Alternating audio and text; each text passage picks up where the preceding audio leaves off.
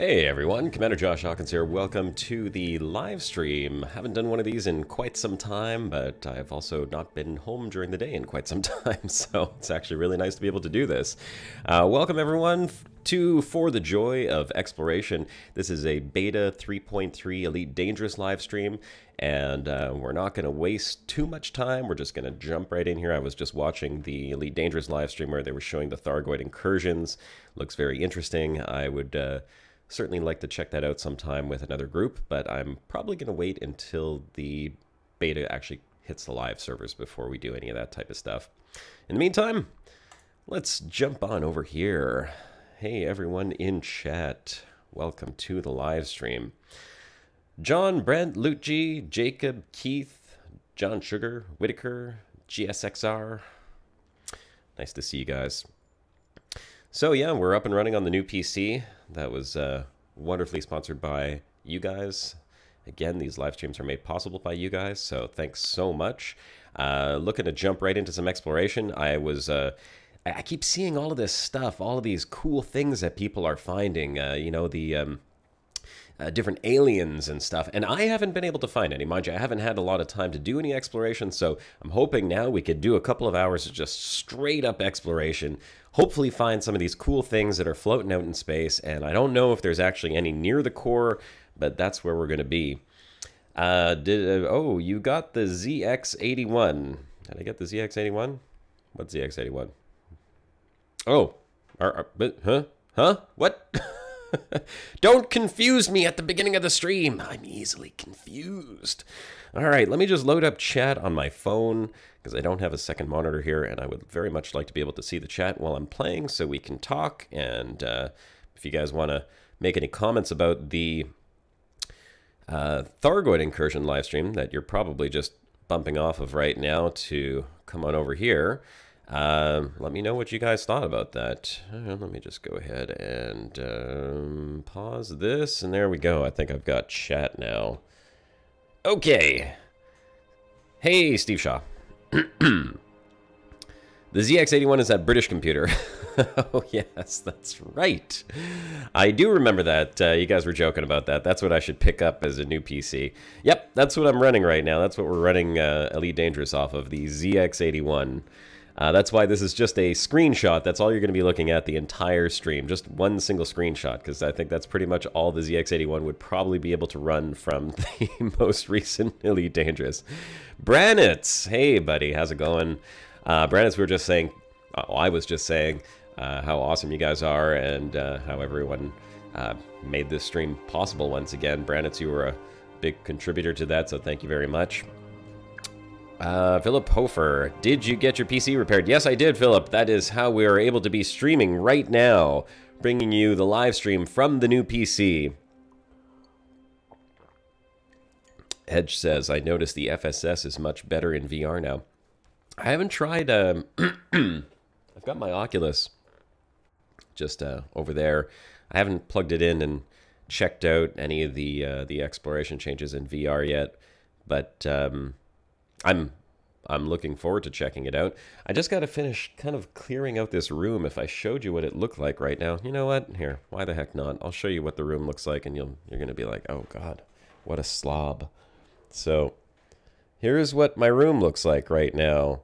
You know, it's a little messy. You can see there's boxes in the cupboard over there in the closet.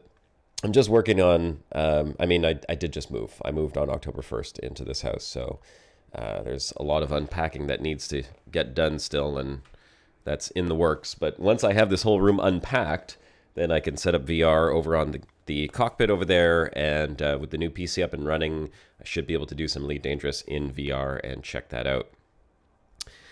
Yes, it is a surprise stream, Branitz.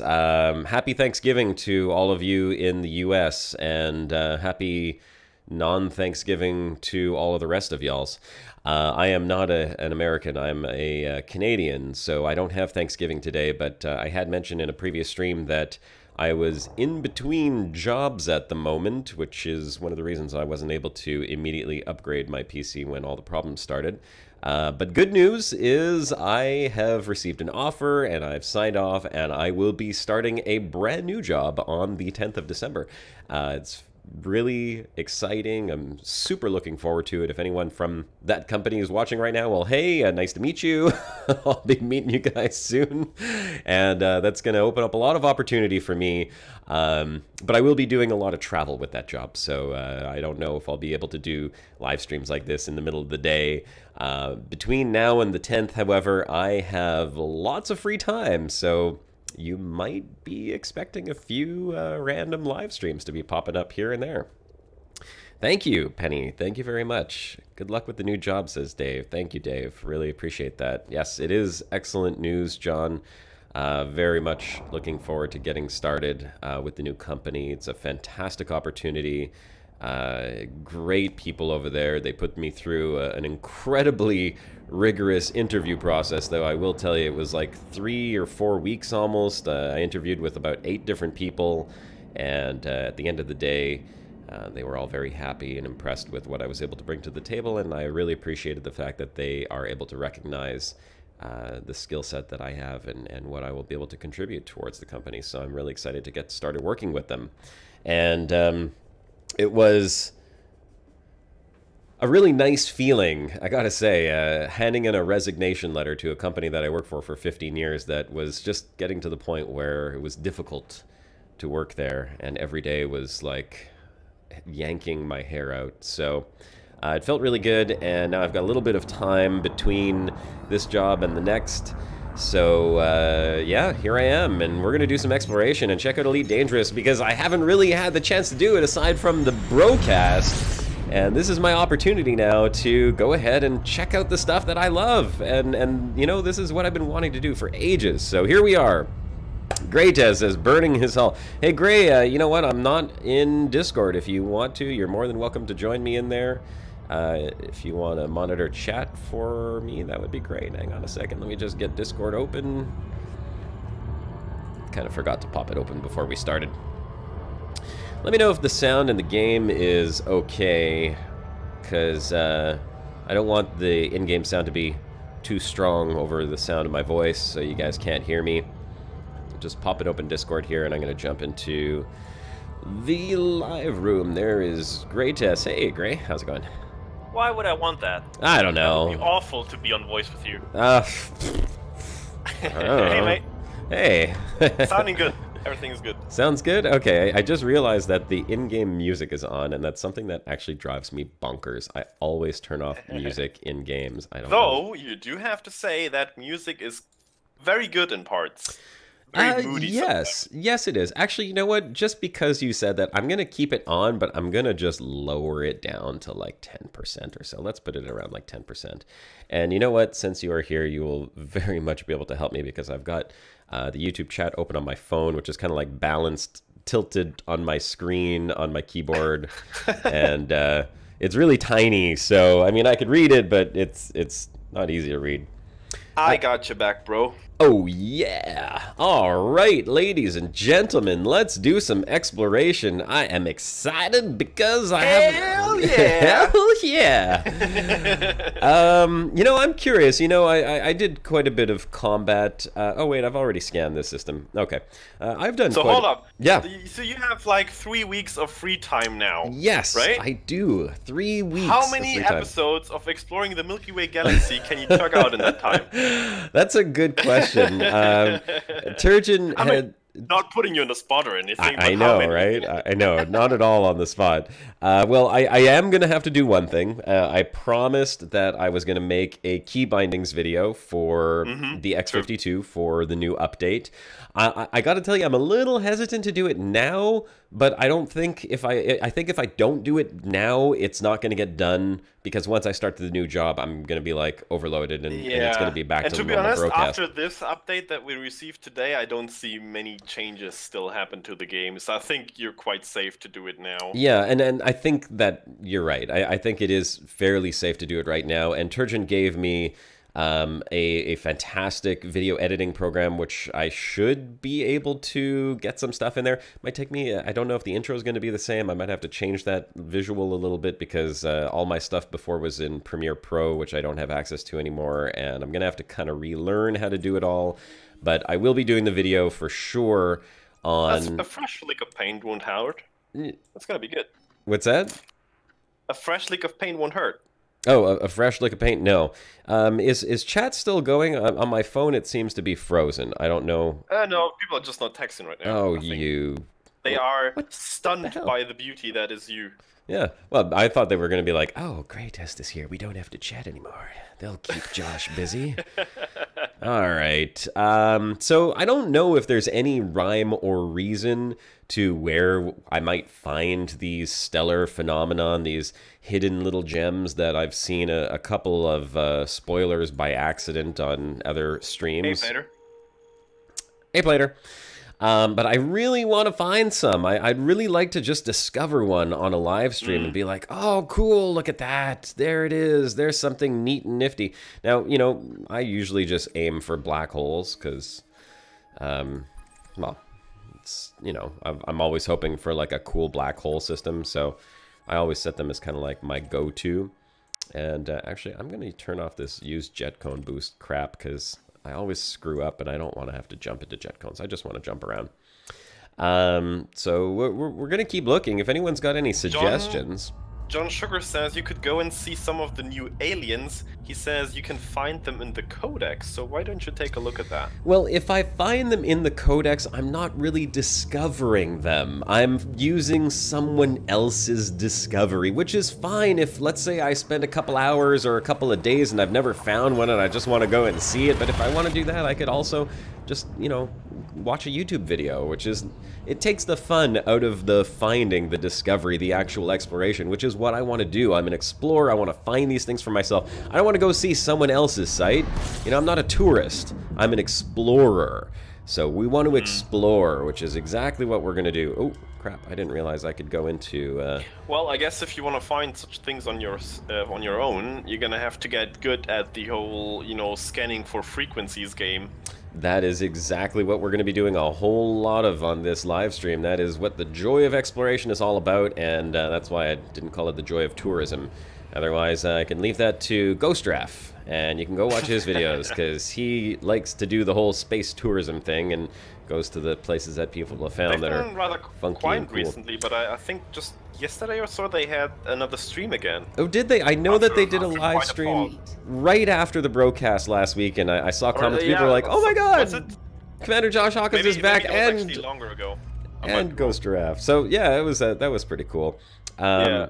And I hope it's too fast for probe deployment. Blah, blah, too fast for probe deployment. Why am I in probe deployment? Why can't I say deployment? Analysis mode. Okay, let's try this. Why am I launching probes? That's not what I want to do. I wonder why I'm in probe mode. How do I get into FSS mode? Oh, there we go. Okay.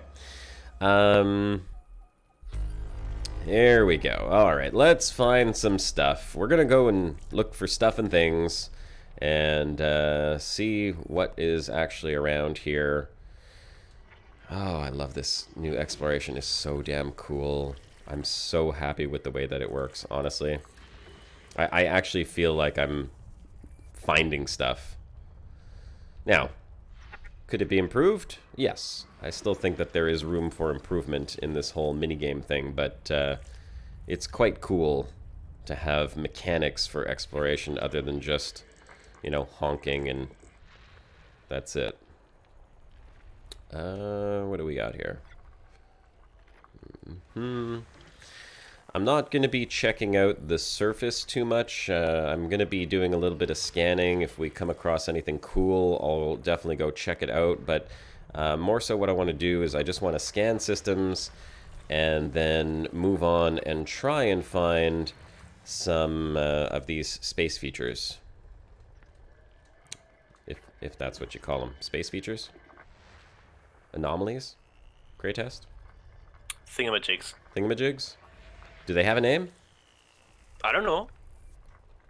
No clue whatsoever. I have not played the game much in the beta, and I have not seen any of those discoveries from my own. System scan complete. System scan complete. Okay. So let's see. Once we do a system scan, I guess the next thing to do would just be to go to the system map and look what's there, right? Because here we can get some basic information. Pristine reserves, ice world. Okay, well, nothing of particular interest here. Let's move on to... I love the orrery. The orrery? The orrery. It's pretty cool. Hang on, let me refresh my chat here. And go see me... oh, yes. Okay, so John is saying I can see them in the Codex. Plater says the anomalies don't show in FSS mode. They show in the navigation panel after the honk. So that's it. Oh, okay, which I didn't even look at. So that's not good. Some. It's that's quite possible. I might have missed things. But see, that's something I don't quite like again. Because why wouldn't they show up on the FSS? Like, why is there a different mechanic now for finding those things instead of, you know, finding everything else? I mean, I get that these kind of anomalies have been showing up on the nav panel, you know, for quite a while now, and that probably shouldn't change. I would argue they should also now show up in the FSS mode. Well, absolutely. Why wouldn't they? I mean, because then you don't have to check both. Well, yeah, and that's one extra step. Maybe that's something that they'll fix in the beta before it goes live. They didn't want to give an actual go live date yet, so we don't know when this whole thing is actually going to be up and running, but hopefully before the holidays. Mind you, I'm not going to have a whole lot of holidays anymore. My old company, I did get like 10 days of holidays. The new company, I'm just going to have like Christmas and Boxing Day and then maybe New Year's, and I'm going to be working all through that, so... Unfortunately, there will not be a series of live streams during the holidays because I will be a working man, which is a good thing. We like working. Working is good. Alright, let's honk and scan. Honk and scan. Let's see what we got here. 20 bodies. Alright. One little body. Well, you know what then? Little bodies. Right? And I think what I'll do in that case is check the nav panel before I start scanning the system. It would make more sense, right? I mean, it depends on what you're looking for. Like, if you just want to scan systems and, you know, complete them, you're doing it right. But if you look for something specific, like, for example, these anomalies, or a specific type of planet, for example, you could streamline it a bit by looking at the frequencies or, you know, just looking at the nav panel. Well, here's the thing. I do want to find stuff. You know, I want to explore, but let's be honest. It is a beta. I'm not getting any money for actually doing this right now. You know, there's why I would argue, you know, you shouldn't probably spend too much time just scanning everything. Rather look for something you want to find and see for yourself. Yeah, and that's kind of what I'm thinking. I still, you know, because being an explorer, I still want to make sure that I'm not missing anything really cool, like two very closely orbiting planets. I'd certainly like to find some interesting features, I suppose you could say, you know, some of these space anomalies and stuff while we're on this stream, but it doesn't mean I don't want to see anything else cool. I certainly do. I'd hate to miss, you know, a set of planets. Talking about closely orbiting planets right there. Yep, I think that might have been a pair of very closely orbiting planets. So we'll definitely go take a look at that after we scan the rest of this. These moons Let's over go here. Do some probing. Oh, we're going to probe. We're going to probe, and who knows, maybe... It would be super cool. I highly doubt it, but... Maybe they'll have some surface featers that you can take a look at. Yep, I did find some. Scan them for longer in the FSS mode so you can see if they have some. Oh, you mean... Well, you know, I mean, we could do that. And then after a few seconds, it will tell you if there's something on them.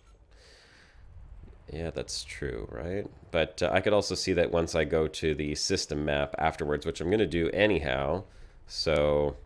Well, you can see if they have volcanism there, yeah, but if you're in the FSS mode, you can actually see how many interesting points they have on the surface.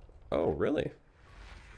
I think so. Or well, I'm not sure. Let's see. It tells you something. No volcanism. No volcanism. Okay, so we got no volcanism here. No volcanism. There are quite a few planets in this system. But I think the rest of them are beyond the star. So let's take a look at the system map now. And see, I guess it was these two. So 34.6 and 34.57. They're 0.03 light seconds from each other. That's actually pretty darn close. They could be interesting. And we got iron magma on that one and iron magma on that one. Looks like a couple of little twin planets here. Very similar composition, 67% rock, 33% metal. I mean, these were clearly born out of the same little thingamajiggy.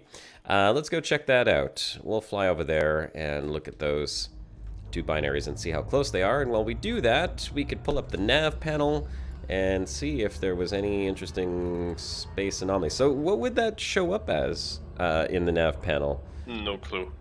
Probably just as that, space anomaly or something. Raphael says, probe the planets, Daddy. All right, let's go probe some planets. Nav panel spatial anomalies. There are spatial anomalies. Spatial anomalies. Anemones. Spatial anemones. Spatial enemas. Special enemas. It's a special enema. That's what we got to look for. Special enemas. All right. Here we go. Coming up to a couple planets here. We will probe them, and they definitely look very close together. It's funny, I was just saying I don't want to miss things like this where planets are like, you know, literally just touching each other. And look at these two. Look how close this is. We will definitely... Are they... Oh my god. Wow, these two are very close together. We're gonna probe them both. Wow. I haven't seen planets this close together in a long time. That is mighty close. Mighty close. Okay, let's go ahead and Pixel start some Hunter probing. asks, are we there yet? Yes, we're there. We just got there. You could tell that there's a difference in the lighting. I mean, the surface of the planets looks a heck of a lot brighter. Let's go ahead and probe some planets, shall we? Probe number one, fire. That's some candidates for SRE planet hopping right there. Oh, quite possibly so. We're not going to be doing that, though. Okay. How many probes do I need for this one here? 4 probes. Okay, well, we could probably do it in much less than that. Let's see what we can do.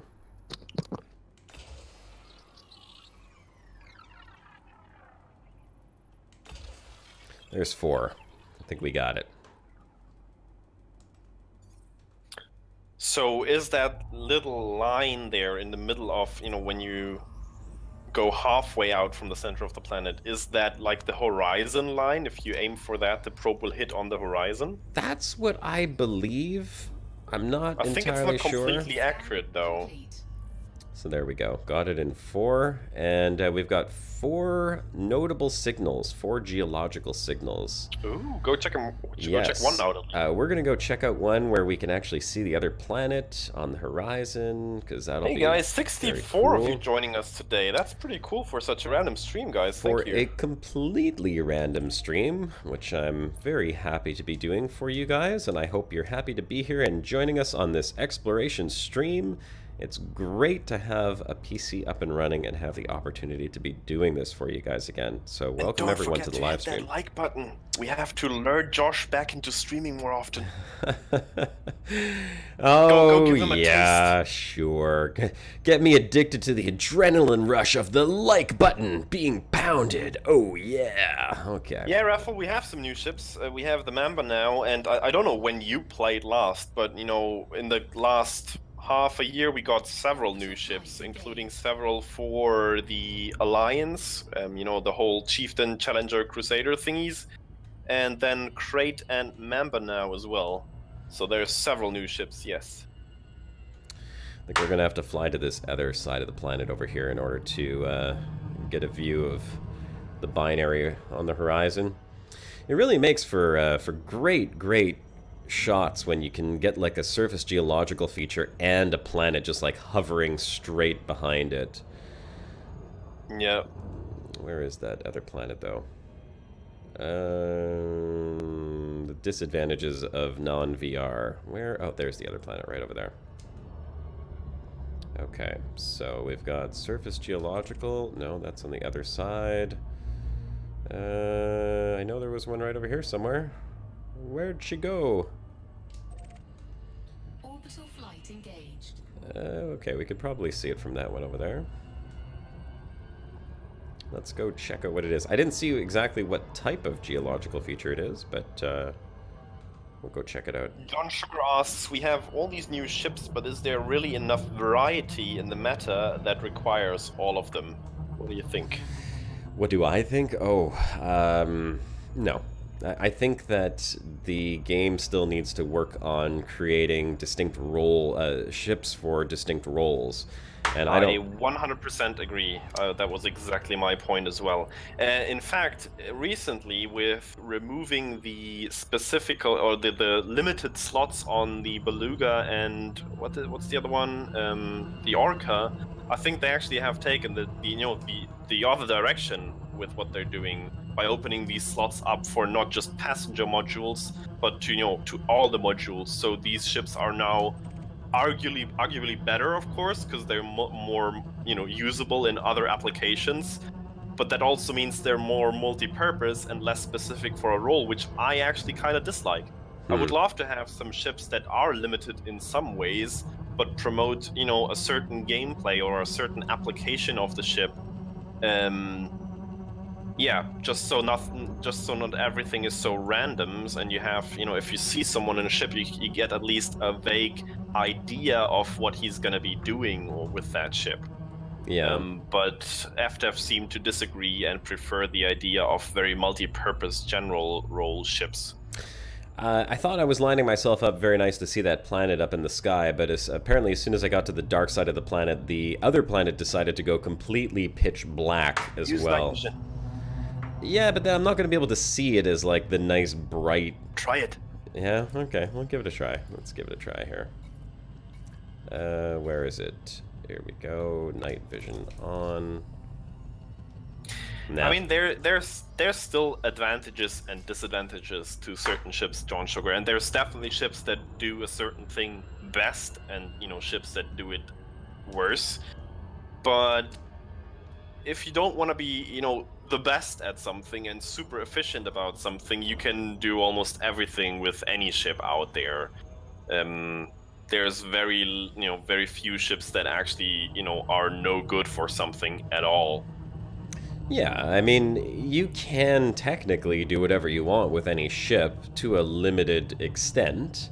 Yeah. But there's no... I mean, there's no... aside from, like, the big cargo ships, like, if you're taking a T9, obviously, if you're going to do, trading, you want to have a big cargo ship, and the T9 is going to be your best choice for that. Penyamra, that's a totally fair point, and that's a valid stance on things. It's just my personal taste that I would prefer more role-specific ships, but I can totally see that argument that opening up the ships for more purposes and more choice for the player is not really a bad thing. It's just something that I personally don't really like so much. I'm having a really hard time trying to find one of these surface Player, is the figures. T9 now actually better than the Cutter? Because I haven't compared them since the T9 got the extra size 8 slots added, I think. I don't quite recall, but I know there was a change to the Type 9 which brought it up there, and I don't know which one of the two is now better in cargo hauling. Was the Cutter actually better before? Yes, the Cutter used to be better. It used to have a bigger cargo capacity, go faster, and have better shields at the same time. And see, that, in my opinion, is a flaw in the game. You shouldn't have a ship that is really fantastic for, combat as the best trading ship in the game with the biggest cargo capacity. That should be the cargo ship. I mean, what is the purpose of the T9 at that point? I think that's why they actually changed the Type 9, because they did see, the Type 9 was supposed that big, hunking, slow cargo ship, and it got outpaced by, the sleek, imperial, luxury battleship, basically. I think they saw that, that's why they changed it. Watch the surface of this planet as I go into the shade here. Watch the surface of that planet up there, which was just completely illuminated, start turning pitch black. What the shit? I mean, seriously, there it goes, pitch black. So much for the nice view. Okay, well, this is just a bug. It's a lighting problem, clearly, but it's a very frustrating lighting problem because it shouldn't be happening. That stupid planet up there was just completely David visible. Kennedy is frightened by our presence. Frightened by our presence? More than a little frightened, even. How so? Why are you Because frightened? we're streaming on a Thursday. Oh, well, yes. But it is technically a holiday. I would have had today off regardless of whether I had resigned or not. Because I work for an American company. Worked for an American company, I should say, rather. Worked for. All right, well, we are definitely not going to see that planet. I'm a little bit disappointed by this lack. Oh, okay, so maybe when I get down to the surface, it'll become visible again. Who knows? But let's go take a look at these geological features and see what the heck they are. Let's go see what we've got here, shall we? I've got the night vision on. Let's do some science. I shoot them. You want me to shoot them? I do have guns on this ship. I can shoot stuff, but I'll shoot them in the SRV if there's actually. You mean anything. you have scientific instruments? Yes, of course. They're core probe rock scanners. They're geological impact analysis devices. I love how this geological service signal just keeps popping around on my screen. Did you see it? It keeps changing. Yeah, it's like I saw that. Bumps over here, and then it's over there, and then it's over here, and then it's over Weird. there. Okay, well, we're down in a canyon. Here we are, down in a canyon. It doesn't look like anything is actually active down here, unfortunately. Turn off night vision and see how bad it is. It's bad. Oh, it's bad. It's real bad. I mean, there's a lot of them, clearly. But I just see like a little puff of smoke coming off of this planet. Probably because you're on the night side right now. Well, yeah. They're less active there. Those are geysers, right? Yeah, they look like geysers of some kind, but I don't know what kind. Probably they're like silicate vapor geysers or something, because they're not magma. They don't look magma-ish. Magmish? Well, yes, it is good to have actual darkness on the dark side of a planet, but it's not so good if the planet above you, which should still be illuminated, also turns pitch black. Yeah, I know, And right? if it didn't, you could argue that that planet would actually reflect quite a bit of light down on your planet's surface. because Like if you think the about- moon. Exactly. If you think about the moon, which, by the way, doesn't even have that great of an albedo. I think it's like, I don't know, 8% or so. That only 8% of the light is reflected off the moon. And think about how bright that thing is in a full moon night. So I would argue that dark side of the planet right there shouldn't be that dark at all, with that planet looming right over it. Let's But see. hey, Let's see. Can we see the it's- planet now? It's just a game, right? Where is it? Oh, I can't see it because we're in the canyon. It's probably just beyond that canyon ridge over there. So I can't Good even Time see it says, regardless. I sort of feel like the aspects will become redundant, which is sad. The Crit Phantom and Orca will now be prime explorer ships. Yeah, kind of true. I mean, it's not redundant. It's still an option to go with an aspects. You know, it's a classic. It's the classic, someone would argue. But yeah, there's some attractive options out there now, which is, you know, in itself not a bad thing. Well, we don't have anything... I will say, though, one thing that I am still missing a lot is a big, dedicated exploration ship. You know, Yes. up there with the cutter, corvette, Anaconda, Type 9, whatever. One of a large landing pad, dedicated exploration ship. Wouldn't that be nice, Because we eh? still don't have that, and I would love like an exploration. I don't know how would you call that? A yacht? An explorer's yacht? Yeah, why not? How would you call that? There's a term for exploration ships, for example, in the Antarctica or something. A Icebreaker? no, The space breaker, that's what they should call it. it's not a bad name for a ship. They should find a snake that's like completely nomadic and never stays in one place, and then just give it that name, and there you go. I actually made a concept for such a ship. and I called it the Hermit. Lucci says he wants a Cutter Phantom. The Hermit. In black instead of white. That's all that there is difference.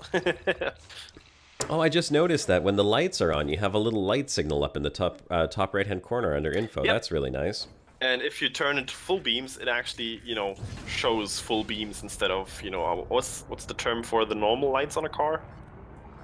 High beams. Low beam and high beam, yeah. High beam and low beams. Okay, well... It's Thursday, Darren, and note this is not a broadcast, it's just a random stream. Broadcast is still on Saturdays, the usual time, 3 p.m. Eastern. The broadcast will always be on Saturdays at 3 p.m. Eastern unless we change it to another day. But today is just a live stream. Just the live stream that has not been around for a while. So here we are, and welcome to it. Dipped and full beam. Is that what you guys call it in a different country? Dipped and full beam? Well, dip makes sense, because in Germany we actually call it Abblendlicht, which means... how do you translate that? That's difficult. I guess, yeah, dip... kind of... The meaning is kind of the same, you know? Upland Leech? Licht. Licht. Yeah. Licht is Abblendlicht. light? Yep. Yeah. That's what they call it in the UK, he says. Dipped and full beam. So we got low beams and high beams, and then you have fog lights here as well. Never go full beam. Never. Don't go towards the full beams. Alright, let's just jump to another system here. Don't cross the full beams. Don't cross the full beams. That's it. Don't cross the full beams. Oh, that's nice of you, Lucci. Does the ASP still have a better view from the cockpit? I'm gonna say the ASP Explorer has probably the best view from the cockpit. The crate is quite good though as well. Yeah, but it has those two big things on the side blocking the whole... Yeah, but hey, I mean the ASP has those as well, right? No. It's just a different style. The ASP, they're right 90 degrees out from you. You don't even see them. Look. See? Well, yeah, and the crate has, you know, the wings sticking out above you a bit. But I still like that cockpit a lot. Alright, so I'm gonna honk hey, here. And let's see what we've got here. We've got gas giants, no water world, some icy bodies, rocky bodies, high metal content bodies. I love that these crazy donations are still rolling through on the top. Oh my gosh. Oh wait, would they be in contacts, those things? What? Or like, no, navigation panel. So just straight up navigation. Okay, so there's nothing here. All right. Let's John Schucker says he likes that he can look through the floor in the ASP. Yeah, that's a good point. Let's make another jump. You know, one thing that I haven't checked or tested in the beta is whether or not the sky darkens the further away you fly from the star, like it did in the brightens, old version of the mean. game. Brightens. Then yes, it does. Right. It well, does. the blacks get darker and the stars get brighter, and more stars kind of appear. Is what I meant. Still does, yeah. John says in VR when landing, it's super cool. Yeah, I would bet. Did you guys get any good deals yet on Amazon or somewhere else? You know, during the, what's it called? The Prime Week? No, that's the other one. Black Friday. Black Friday week. Cyber Monday / Black Friday. I'm not looking for any more deals at this point, because Fair enough. I was looking a bit. Apparently that C920 camera from Logitech is quite cheap now. But for some reason, like in the US, it's like 25 quid, which should turn around to about 20 euros. But here it still costs 50 euros, so more than twice as expensive still. Which is quite annoying. What is a quid? $1, a buck.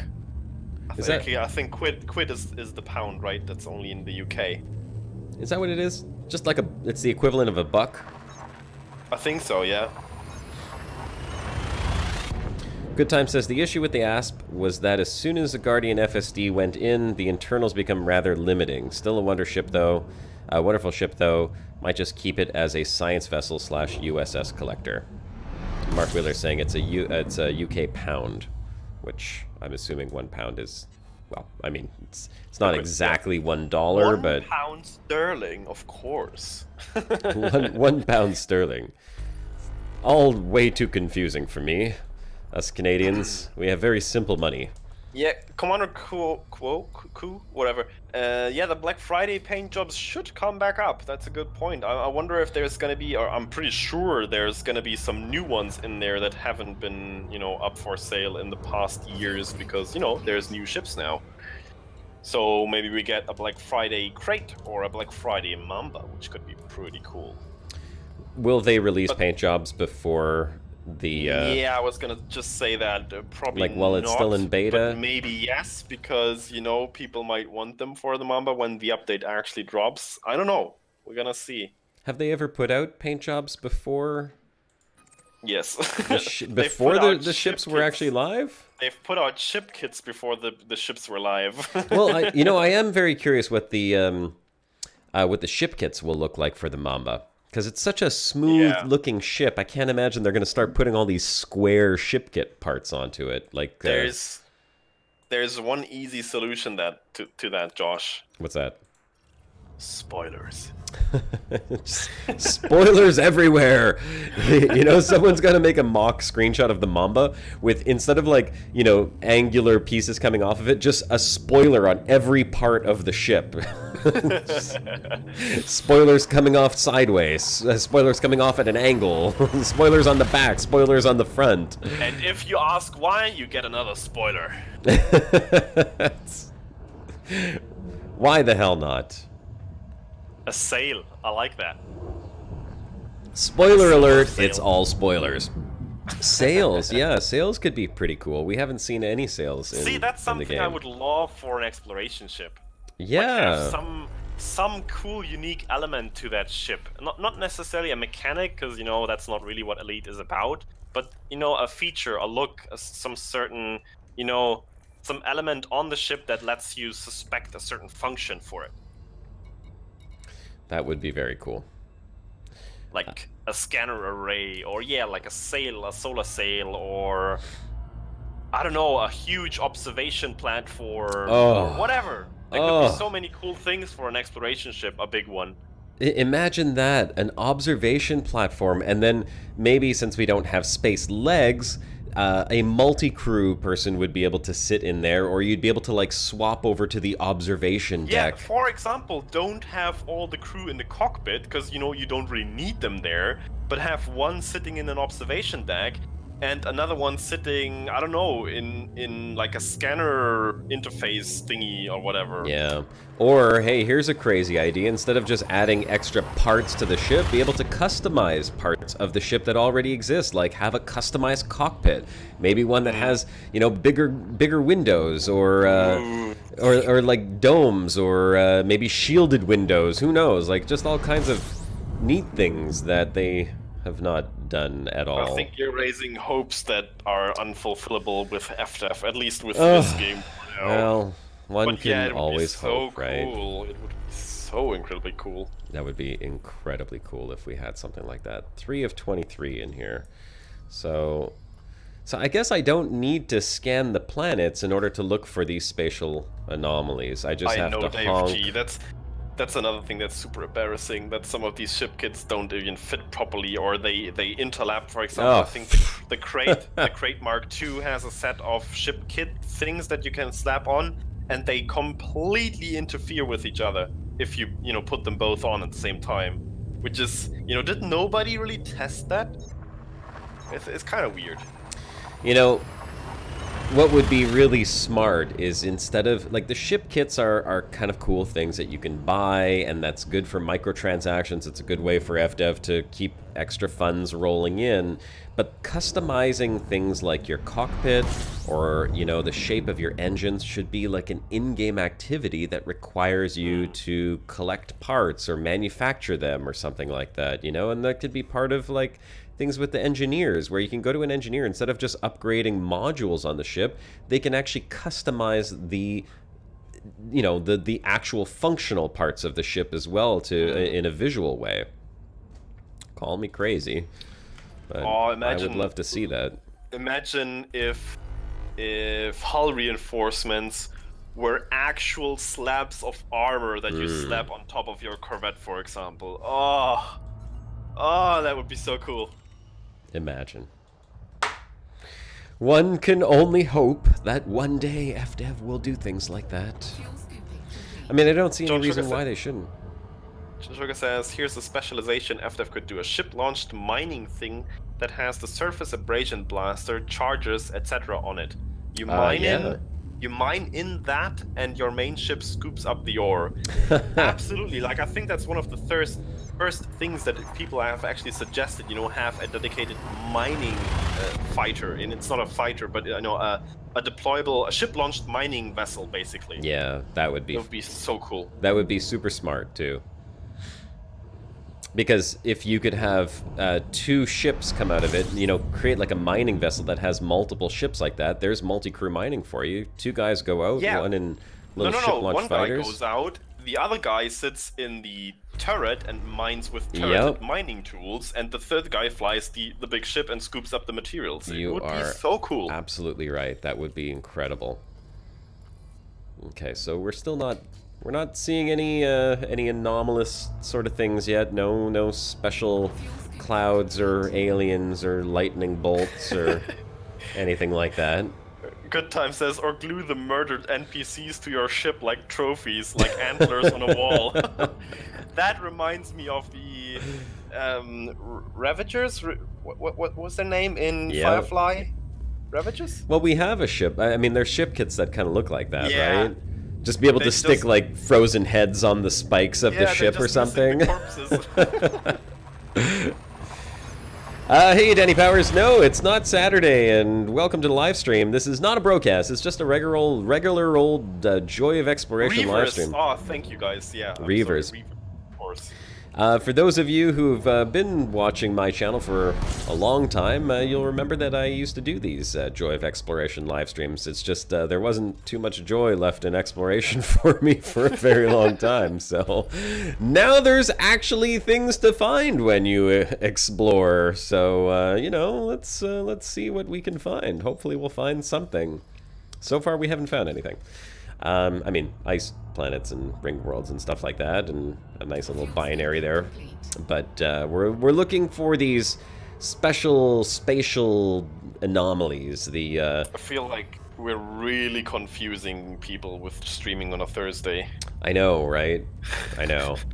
Well, again, happy Turkey Day to all you U.S. folks watching the stream. How many people are watching that are from the U.S. right now? Raise your hands. 72 in total, but I want to see some hands. Yeah, give us some turkey or some American flags in chat or something. Yeah, let's see who the turkey eaters are today. let's get a turkey kill count going here.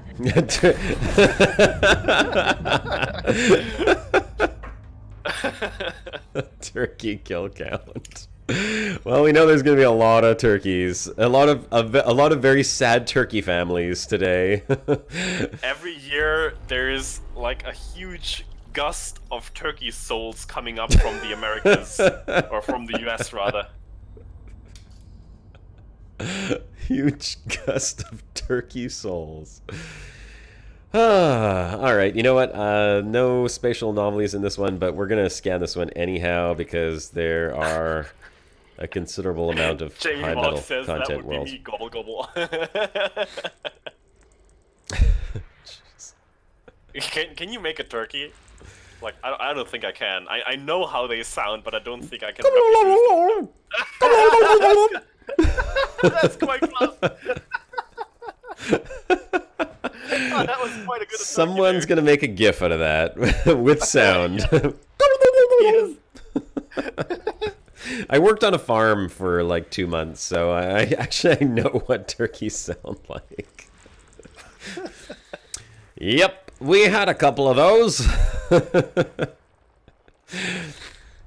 There you go, ladies and gentlemen. There's your turkey entertainment for you right there. Don't ask me to do it again. Let's scan some more planets. I'm scanning this one here. There was like, what, 19 bodies, so why the hell not? There's quite a few of them. Fluffing turkeys. Why is this one ticking so much? Ooh. Ooh, I found a potato planet! Potato planet with iron magma! Okay, How do you know? I'm locking onto that one. How do I know? Well, look at it. Look at it. It's so oddly shapen. It's like the misshapen little tiny. 364 kilometers. Yeah, nice. 364 kilometer potato planet. Okay, we'll go check that one out. It still has 0.1 G though. That's quite 0.1. significant. Yeah, it's 100% metal. Holy moly. Well, we're gonna go check that one out. So yeah, please. We'll fly over there. I've already targeted it, and I haven't seen one of those in quite some time. A little potato planet. And with iron magma on top of it. Yeah, Keith just said 20 geological features as well, so that's a definite checkout candidate there. It's a potato planet with hot iron magma. See if you can find there's another one! But this one has no volcanism on it. This 402 kilometer radius, this one here. Way too big. Way too big. Well, we're gonna go check out that little potato planet. Because it has hot liquid magma. Alright, let's scan these last couple little planets over here. This planet has not been mapped. No crap. Okay, let's see. What's this one? This one has not been mapped either. Oh, you know what? It's at a secondary star. It's probably a ways off. We might have to fly to it. Whatever. That's okay, I suppose. Adaptive zoom failed. 15 of 19. Does it give you a range anywhere in that scanner mode? A range of qua? To the planet. You know, I didn't actually look. Let's see. Does it give a range? I don't think it does. It would be really nice if it did, though, right? Like distance to planet. Yeah, that would be cool. Be a smart feature. Maybe it's asking for a little much at this point, but I don't see why it shouldn't be there. I mean, you can still see it in the system map, but there we go. System scan complete. Let's exit this. Let's go to system map, and let's take a look. Sinclair asks, do we know if there's any news on this being released yet? Because the beta is good, but I don't want to do too much in it, only to get wiped. Totally agree with you, but as far as I know, there's no news regarding the actual release date yet, Sinclair. But since we just got, you know, the fourth beta update, I think it should be the last one. I don't see any other features coming up, you know, after this now. No guarantees on that. There might be something else still coming.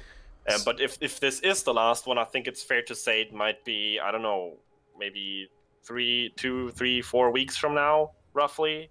I can only guess here. I don't know. No clue. So I'm pretty sure they will try to push it out before Christmas, though. That's fair to say. Look at this. I'm going to start flying towards a planet here. Actually, let me start flying towards it before we look at the system map further. Hold on. Paul says distance is at the bottom left of the FSS screen. Can you take a look? Oh, is it? Is that actually the case? Let's see.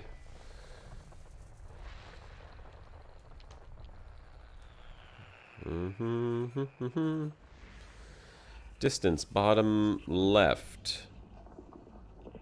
I'm not seeing it. Oh, yes, of Where? course. On the left side. Distance, light second. Yeah, but it says 0. Thank you, good sir. 0, temperature 0. So, Well, that doesn't work, but it did just show something when you were oh, zoomed on right something here, else. right here. It's okay. Yep, there it is. It's just for some reason when you actually zoom in on the planet, it resets to 0. That must be a bug. Well, that's a bug. Yeah. Report, well, please, ladies and gentlemen. Send that off as a bug, please. That if you're not on the full zoom, it actually shows the distance, but when you go to the full zoom of the planet, the distance disappears. Thanks, Paul. Yes, thank you, Paul, for pointing that out. Everyone go file a bug report right now so they get an overflow of bug reports and fix that immediately. Apparently, we'll just said on the live stream that there's no date yet. So, yeah. Soon, TM.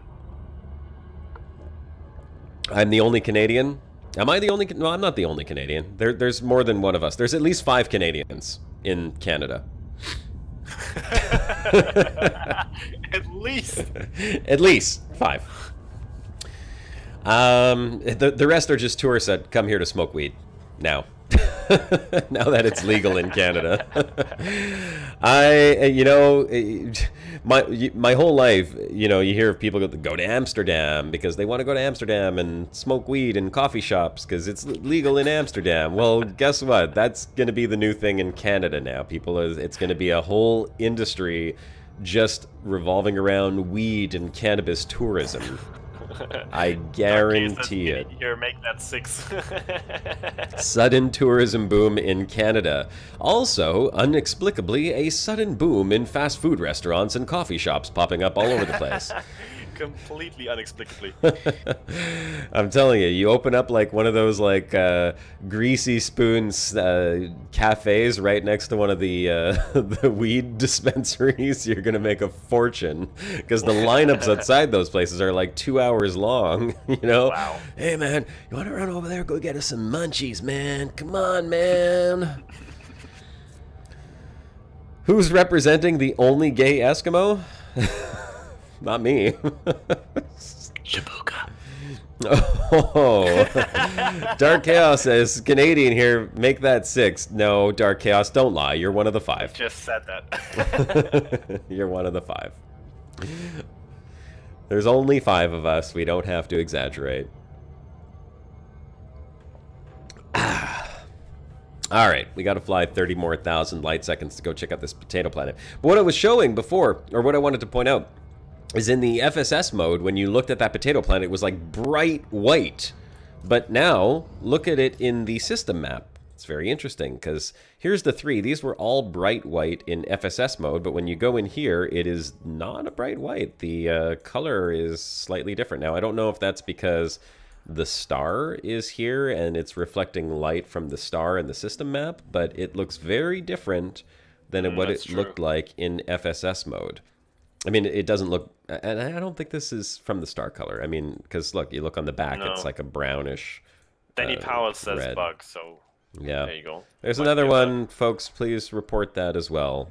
Planet surface colors differ in system map mode than they do in FSS mode, which should not be the Keith. case. Have a good one. Later, Keith. Thanks for joining in, man. And look at this one. You ever seen a potato planet that's like black like this? It's kind of weird. What is the composition of this thing? No volcanism. It says, oh, it's a metal-rich, large metallic core. Planet has not been mapped. 36% iron, 27% nickel, zinc, zirconium. Let's see this one. This is 34% iron, 25% nickel. It's tidally locked, so 100% metal. Yeah, 100% metal. These are all 100% metals. Well, cool. We're going to fly over to it and go check it out. A potato planet with magma. I've never seen... I mean, okay, I've never found, even on those tiny little potato planets, I've flown around on them looking for surface features, which we know are there on some and just never been able to find them. So this is going to be the first time I see a potato planet with surface features on it. I'm excited. This is great. Which are you? Which am I going to crash into? Yeah. I don't know. Gotcha. Canadians, Brits, New Zealanders, what does it matter? We all have the same queen, says John Sugar. That's right. And soon to be the same king. Well, I mean, you never know. Maybe... Don't jinx it. She's going to live forever. Yeah, I was going to say, she might live forever. She's been around for an eternity. How old is the queen, actually? How old is that woman? One of the Brits should know how old the queen is. She's definitely old. Stainless steel potato. It looked it looked like a stainless steel potato in iron, nickel, just carbon missing to be steel. Just carbon. Yeah. Well, hey everyone, welcome to the live stream. Thanks for joining in. My name is Commander Josh Hawkins. I am now joined by Commander Greatest. Hello, Niam. A fellow bro of the Brocast, and no, this is not a Brocast. This is just a Joy of Exploration live stream. We're checking out the beta exploration changes. 92 was my guess as well, yeah, that number I had in my head. 92. We're talking about the Queen, how old the Queen is, and how much longer she's going to be sticking around until there's a king, because I'm a Canadian, and Apparently we have a queen. She's on all of our money. Actually, no, they've started moving her off of the money. I've seen a lot of other things now on money. In preparation. Yeah, I think that's what it is. They're like, you know what, we better start putting animals on there, because who knows what's going to happen. So we have a lot of animals on our money. We've got like moose and caribou and beavers and sailboats and things like that. And no, a sailboat's not an animal, I know that. So we don't have only animals. We also have a bunch of pictures of old guys who I have no idea who they are, but I'm sure they have something to do with Canadian history, something that no Canadians actually know about history of Canada. I love that name. Soggy Android asks, how many light years does your Explorer get? Why don't you show us? How many light years my Explorer has? Mm-hmm. Oh, okay. Yeah, sure, why not? How many light years does my Explorer have? Be prepared to be amazed. Oh, I don't know. I wouldn't say there's nothing amazing about my exploration. I took a long break, and I alternate between this ship and then the broadcast. It's in ship now. Ship, and then the bottom tab. Bottom tab. How many light years does my Explorer have? Okay. Where? Socially Hazardous says she's the only living person on our money, so what's another dead one? Statistics. Current ship defense. That's, oh, here, jump range. No. Where am I looking? Hold on. Yeah, on the bottom one. And then scroll all the way up. Scroll down a bit. All I have... There you go. 30 light years current on lane. Oh, he meant how many... What's the jump range? I thought he wanted to know how much distance I've traveled. Well... This is an unengineered ship. Distance traveled should show up in the statistics as well somewhere. But not the ship statistics, but your commander statistics, one above, I think. Yeah, so this ship set off before Horizons, before the engineers. It is a fully unengineered ship. It's never been back to the bubble. It's just... You set out before historic records started. Oh, I set out... Yeah, well... Ooh! This is going to be a great little potato planet. Look how close to the star it is. Ooh. That's a hot one. Ooh, it's a hot one. It's a hot potato. Hot potato. It's a baked potato. Well, no wonder it's got iron magma on it. The thing's like literally in the corona of this star. That's I'm surprised it doesn't have any tin, you know, because the tin fall around the potato. Planet resources, chives and sour cream. Oh, this is great. I love it. Oh, I wish I was recording this for something somewhere. Oh, yeah. Oh, yeah. Oh, look at this. If only you had a PC that could handle recording and streaming at the same time, am I right? I could, actually. I could totally record this. Oh, and it's a fast mover. Look at it go. This is me standing still right now. Look at that planet go. It's a speedy little potato. All right, we're going to have to go catch up to this thing. Oh, that's true, actually. Commander Ku says volcanism is most often related to orbit distance. Very true, and very realistic as well, because, you know, the closer to your gravitational center the body is, the higher the gravitational forces and the tidal forces on the body. Therefore, the more movement in the core, basically, and the more volcanism is to be expected. You know what's going to be interesting is how to probe a planet like this that's moving so quickly. Yeah, good point. No. Slow down, god damn! Did you enter the sphere of influence? Yeah, I'm in the sphere of influence, and of course, because it's such a tiny planet, it's going to be very hard to probe because you have to keep moving when you're probing. Which makes no goddamn sense.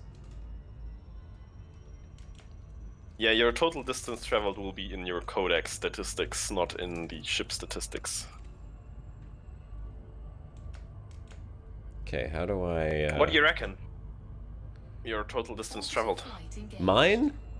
Mm-hmm. Oh, maybe 40,000 light years if I had to take a guess? No, it's gonna be more than that. I would guess...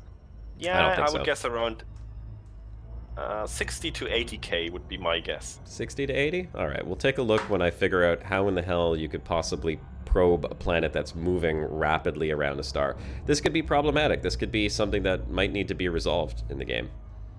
Let's see. We just have to, you know, aim your ship past it and then hope the planet is fast enough so you don't leave the influence zone again. Oh, why am I not launching probes? That's why. Okay. So let's see. Orbital flight engaged. Yeah, okay, so yeah, you could do it from... Okay, so that's a miss. Let's shoot that. I don't know, Oh, wow. Android. Feel free to post your builds on Discord or somewhere so people can take a look. But yeah, if you have an Asp Explorer, you should be able to easily get much more than 30 light years out of it, even if you have several tools with you still. So if you have less than that, maybe there's some dead weight that you didn't discover yet. Some downsizing that you can do. And then on top of that, of course, you can always do some engineering to get that range far beyond 50 or even 60 light years.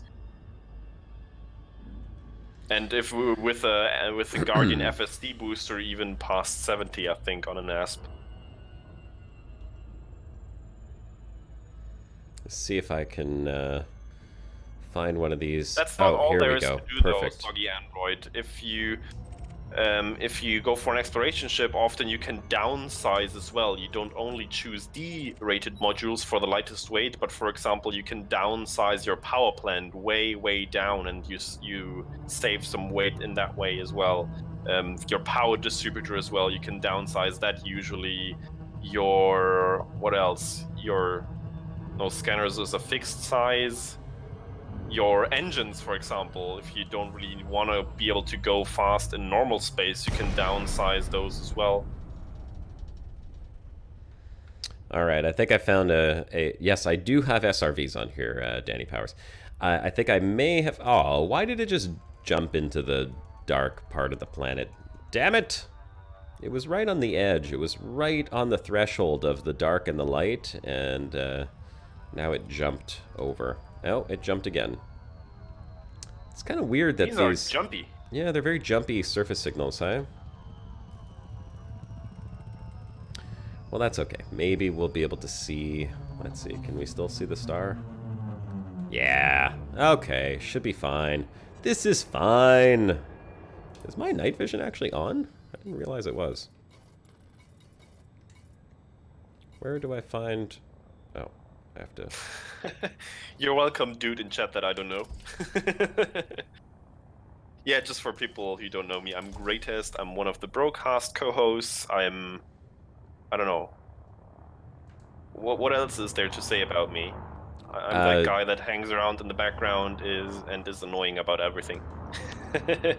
and he has a chin that could take out Chuck Norris punch, like full on. All right, we have some geological... Are we going to be able to see the star if I land down there? It's hard to say. It's still on the horizon. I don't see the Oh, there we go. Okay.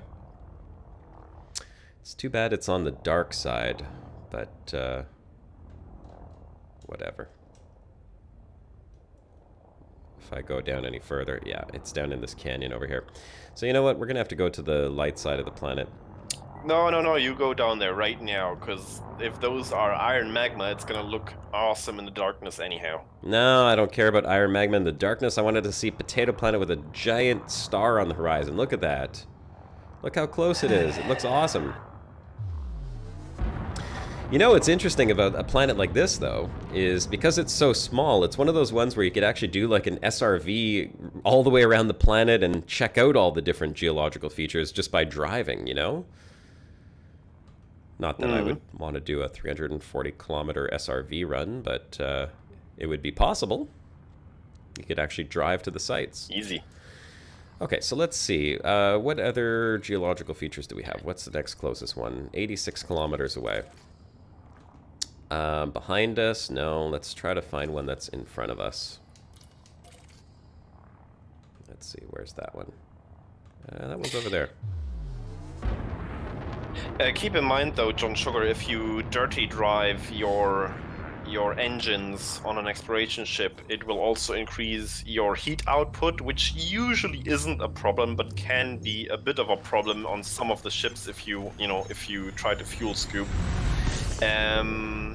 And more importantly, your power input or power usage is increased as well, which in some fringe cases can mean that you will have to either engineer or upsize your power plant by one, and that could have some additional negative effects on your range, etc.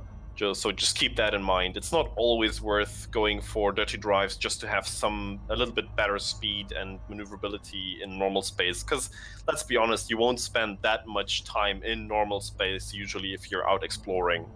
But that's up to your personal taste, really.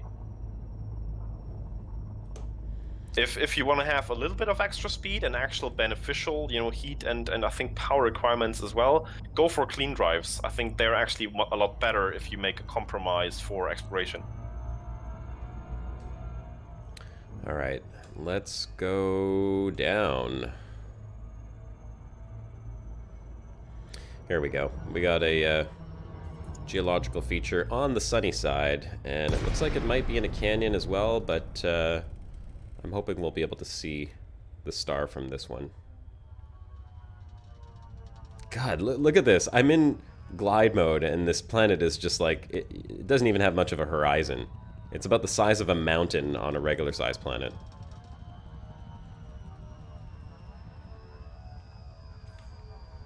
And the entire surface of the planet just went pitch black. Love it. I love it. It just went pitch black. What happened to the star? Did the star just extinguish? Did it just implode on itself? Where did the star go? Did you put your finger on it again? I doused it out. I pitched out the star. Stop right there. Like, the star is definitely still up in the sky, but still it's pitch black. What is going on? Yeah, I don't know. I'm gonna stop and go into external camera Look view. at the star. Is it actually like dark now? That's what I'm trying to figure out. Nope. It's right there. This is like what the hell? It's a bug. Okay, so we're just encountering bugs here. Yeah, we're encountering some ridiculous bugs. So what's up with Mount Everest, Sinclair?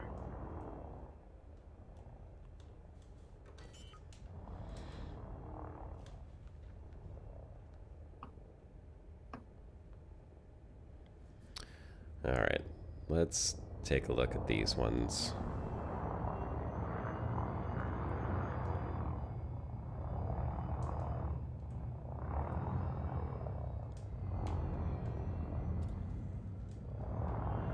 At least we know the star is still there.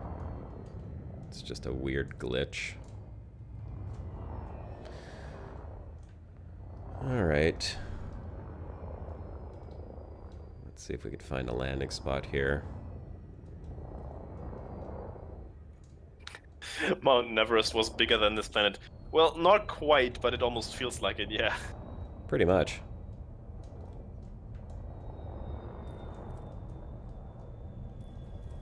Was there any word of when this update is going to come to console? Is it going to be the same date as for PC, or is it going to be delayed? I don't know. I don't follow the console updates, so I don't really know, what's actually happening with it. Low gravity warning. Low gravity warning. Yeah, no kidding. I'm surprised this planet has gravity at all. Well, it's a metal ball. Of course it has gravity. It is a ball of metal. Okay, plan for same date as PC, so that's good. So let's see what this looks like.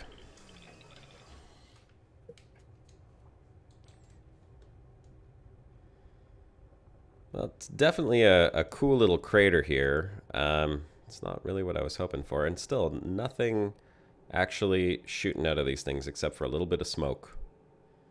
But look how cool No this magma looks. invisible? No.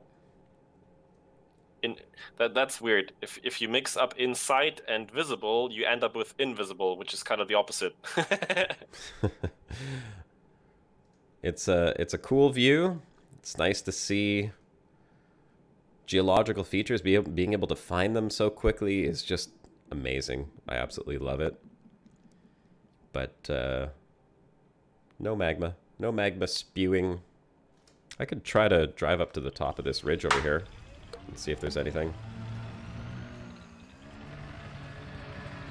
See what we got. Let's see what the gravity's like on this planet. Technically, with 0.1 Gs, if I launch myself up with my thrusters like that, I should, like, never even come down. Does the SRE get night vision? I'm pretty sure it does. Yes?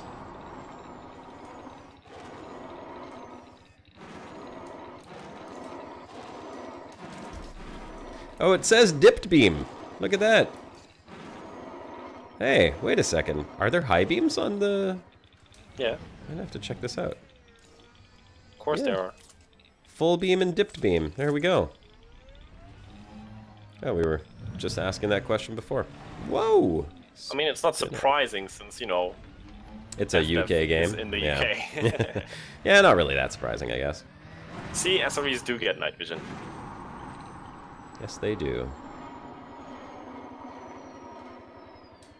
Just gonna see if there's any surface features just up at the top Kinda here. looks funky with that red surface and then the green night vision surface. It's a weird mix of red and green. It is. It's a very cool mix of it, actually. Yeah. Yeehaw! Well, we do know that fleet carriers and new planet surfaces, at least for the icy planets, will come in the next season, so probably next year. What else there might be, we have no clue, unfortunately. As always, FDev are very secretive. Very strange that this star is just not giving off any light. Look, if I turn the lights off, look at this. Yeah, I mean, usually it does count as a point light source, so whenever the middle of the star is below the horizon. I think I know what it is, Josh. Well, there's a second star. It's right up there. Yeah, that's a different topic. We don't have two light sources in the engine. You see but it? You know what I actually think what it is? You are on a potato world, so probably the light hitbox, the light shadow calculation is done with an ideal sphere, and at your location, that angle would get shadow. Retro mode. We just went into retro mode. Oh my god, we've entered the egg yolk dimension. Dun dun dun. What in the hell is this? Look at this. Is this my... I don't see it yet. Oh, you don't see it? I wonder if this is my graphics card. Uh-oh. I see it. Oh, now you see it? We've entered the Pac-Man dimension. I don't know what it is. It's an anemone. No, it's an amoeba. An enemy. It's a nuke. Yeah, it's a mushroom cloud. Oh, what in the hell? Oh, there we go. Oh, it's because I was under the planet. Oh, that's what happened. I didn't realize the camera had gone under the planet. Pretty funky, though. Yeah, that is kind of funky. Yeah, well, at least we know how to duplicate it. Look, I can duplicate it just by going under. That's what it is here for this planet. Basically, the ideal sphere at your coordinates would not be receiving any light. So you only see the star because it's a potato and it dips down in its direction right now where you are. But the light calculation doesn't take that into account for some reason. That, or it has something to do with the high dynamic range lighting, because, you know, the star is so bright that it kind of like blinds you to the light that's reflecting off the surface. It's kind of like when you go from a bright summer day and you walk indoors and everything seems like pitch black for a few seconds. You know what, that's be an interesting experiment here to turn that off and see what happens. Because I believe that's a setting we could disable in options, right? No. You can't turn off HDR? The new lighting is fixed. Yeah, but... It's not HDR, it's a completely new lighting rework, basically. Nothing that you can just toggle or change, I don't think. Gamma. Yeah, no, I guess you're probably right. Let's see. Depth of field, terrain quality, volumetric, jet cone quality. Everything's on ultra. Terrain work. FX quality. Is that all you can get is high? Okay, yeah. Yeah, oh well. Or maybe... Bloom? Could it be bloom? No, the bloom might add to it, but it's not, you know, bloom is not dark and light. It's just, you know, light points or bright objects blooming out. John Sugar says, well, Josh, you said you wanted to discover something. Good job, buddy. Well, thank you. Yes, I did. I discovered that the camera goes all funky if you go below the horizon. All right, let's recall the ship, and let's keep looking for space anomalies. Let's see what we can find. Welcome, everyone who's just joining into the live stream right now. My name is Commander Josh Hawkins, once again joined by Commander Greatest.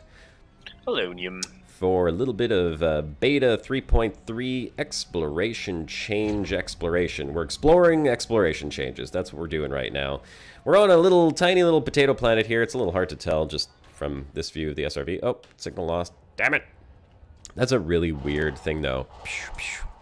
Let's see. So you could tell it's a potato planet just from the very oddly shaped horizon going all the way around. But once I fly off the surface of this thing, you'll see it literally is 340 kilometers across, this thing. It's a tiny, tiny little planet. And we came here because it has some iron magma. And we found one of the sites, but there was no magma coming out of it. It was just a little bit of smoke. So we're going to head on out, and we're trying to find some of these mysterious, mystical unicorn space features, which apparently are out there somewhere and people have found, but I have not found them. And I would really like to find one on the live stream. So we're going to just keep jumping out. If you're enjoying the live stream so far, leave a like. Don't forget to subscribe. And we do a live stream every single Saturday called The Broadcast. If you're new to the channel, raise your hand right now and let us know in the chat so we can say hi to you. And if you're enjoying it, come and visit us on The Broadcast every Saturday at 3 p.m., where Greatest, myself, and Turgeon Starstone, as well as other random commanders, join in, and we play Elite Dangerous, or sometimes some other space games, and chat and talk and have some fun, and, you know, a bunch of shenanigans. We hope to see you guys all there. But if you are new, please let me know in the chat. I'd love to know if you are watching this channel for the very first time. And if so, welcome. Everything's on Ultra, Josh Hawkins, on his new PC 2018. I'm not bitter at all. John, everything was on Ultra before I got the new PC. That was me buying a GTX 1080, whatever it was, a year ago or so. That's just the graphics card. My old PC was capable of running Ultra. It wasn't capable of running, I guess. Yeah, bit of a problem when you can't run. That was the problem with it. Moving right along to the next system we go. Let's see if we can find anything else. Commander Heka, good to see you back exploring, he says. Yes, thank you. It is great to be out exploring again. Avid broadcast Hawk Flock, reality permitting. Yes, Sinclair. We know that you are an avid Hawk Flocker. That's a term I haven't used in ages, actually. Hawk fluffer. The hawk fluffer. Oh god.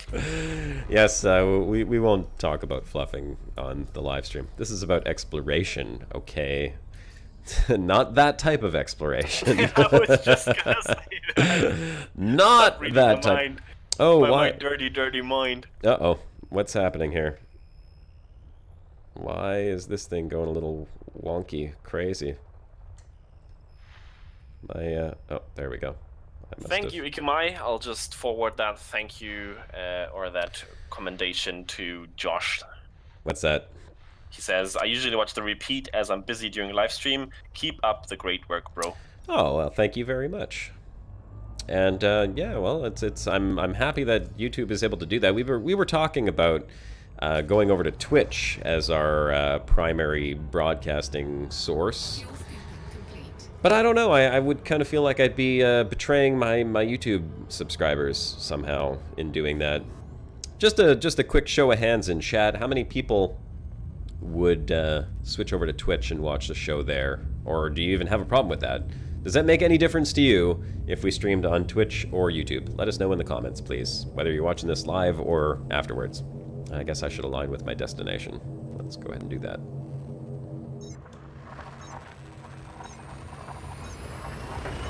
Why don't you actually take a look at the Codex and see what information is actually in there about these anomalies?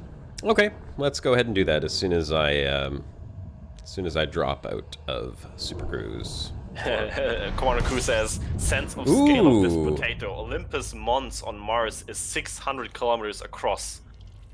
Hey, look, I've got a 40% creating trinary right over here. Let me move away from these stars just a little bit. I saw there was a third one behind this one right over here. We got a nice tight trinary I just dropped in on. Where's star number 3? I know you just got a lot of votes of confidence for YouTube. You should stick to that regarding to YouTube. Chat. Okay. Let's stop the ship just for a second. Stop right here, and let's go into external view here. Look at this. Hey, nice. There's something I haven't seen in a while. 3 balls. He's a tripod system. Very cool. Let's see what we got in this system. Be awesome if there was like a little planet orbiting around one of these ones very closely. Let's just dipping into the binary star and coming out again. Yeah, right. That would be pretty awesome. That'd be something you send off to Ghost Giraffe. Let them make a video on that. Because I'm not gonna land on it. Well, you know they will. 32 bodies. Okay, what have we got? A couple of... Oh, why Show me what you got. Okay, we've got some gas giants, we've got some Rockies, some high metal, some metal-rich asteroid clusters. Oh, hold on. Let's check any spatial anomalies. Nothing. Nothing at all. Nothing showing up in Nav. But apparently there's a 4th star, 128,000 light seconds out. We don't care about that one. All right, let's scan. Let's see if we have anything close enough to call maybe a hot Jupiter. Challenges you to line those 3 stars up so they make the Mickey Mouse logo. We could do that. I want to find this gas giant though, which should be right there. Okay. Oop. Oh, damn it. Oh, it looks like it might be binary gas giants. That could be cool. This could be cool. I like binary gas giants. Where's... Oh, this must be the moons for this one here. Okay, let's scan these ones. Let's do a system scan on this one here and actually see what we got. We'll check the size of the rings and everything and see if there's anything worthwhile exploring, because this is cool. This is cool. I like trinary systems. They're very neat looking. And we definitely have 2 planets very close to one another here. What's that? Is that a moon? Must be another moon. Yes. That's no moon. That is no moon. Oh, we got a couple here. These are icy moons. There's a binary ices. For anyone who is interested in exploration, I did promise I will make a video showing off the key bindings that I'm using for exploration, because it's well, it's not fair. It's not the most intuitive thing to set up when you first start doing it. I'm still not certain about my bindings that I've set for myself now. I think I might change those around a bit. Took a little while for me to find something that was comfortable. A few hours pre-stream the other week before I found something that was comfortable enough to say that you could get used to it quickly. But I will say that I feel like I'm very used to it. And actually, I was used to it as soon as the stream started. I started playing around with it, and it felt very natural. So I am going to make a video showing how I bound the keys. And you guys will be able to see that. I'm pretty sure Josh is using the HOTAS for everything in the game. I am. I use... And Lashit asks, hey bro, how's it all going? New PC working well, question mark? The new PC is working phenomenal. I mean, it does everything the way you would expect it to do it. For example, you put the PC to sleep, and you wiggle the mouse, and it wakes up. it doesn't go into a coma like my old PC did. My old PC went into a coma. You put it to sleep, and Don't it just leave me! Stay with me! Don't go into the light! It's pretty much what it was. It was just it was a full-on coma. So I am happy that it doesn't do that anymore.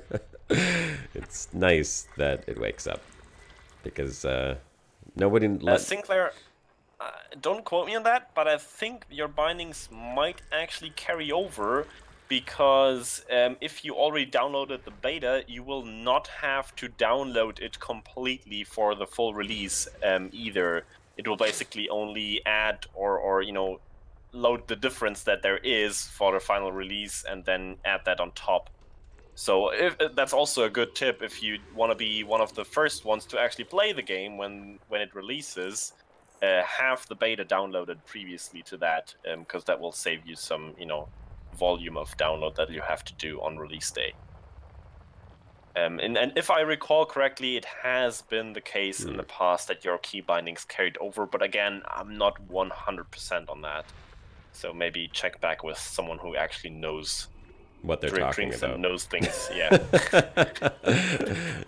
Check back with someone who's not talking out their ass. Oh, look at that. There's an egg-shaped world, egg-shaped gas giant right over there. It's rather squashed.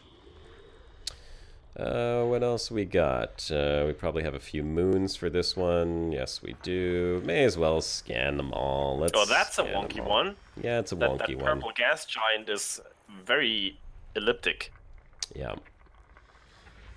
Football gas giant. Okay, what else we got here? Got one of those. We got a floppy one, sir. Yes, we do. Let's see if I can... Oh, we got a whole bunch here. Wow, there's tons. But they're all around this fourth star that is a good ways off. Those are probably asteroid clusters. Yeah. Do you have to scan the asteroid clusters to get the full... Nope. No, you don't. They don't okay, count you as just buddies. scan one, and then they all show up. Look at that. Oh, hold on. I think there was another... Yep, right over there. Squiggly. That's another gas giant. Okay, it probably has some moons. Yep. Oh my god. So many. Okay, well, we're almost done. Potato in last system and egg in this one. Any bets on what food item will be present in the next system? Carrot. Carrot. Yeah, I would love to see an Oumuamua in this game. All right, let's take a look at the system map here and see what we got. Oh boy, look at this. Okay, so this one here is only 704 light seconds out, and that one's 749. So they're actually quite far from each other. You know, I'm so upset. There's something I have not seen since I started this exploration journey like 3 years ago, and I'm dying to come across a system with it again. And I don't have the original footage. I swear I had recorded it, but somehow I screwed it up. What?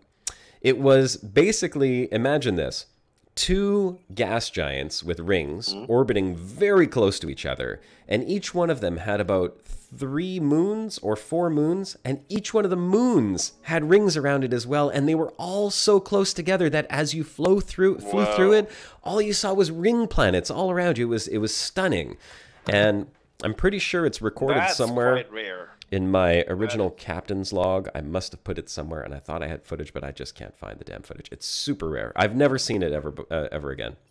No, I mean, moons having rings itself is super rare, but then several moons with rings and super close together, holy moly. It was a gorgeous, incredible sight to behold, and at the time I had no idea how to actually get video footage, so the video footage I got of it was just crap.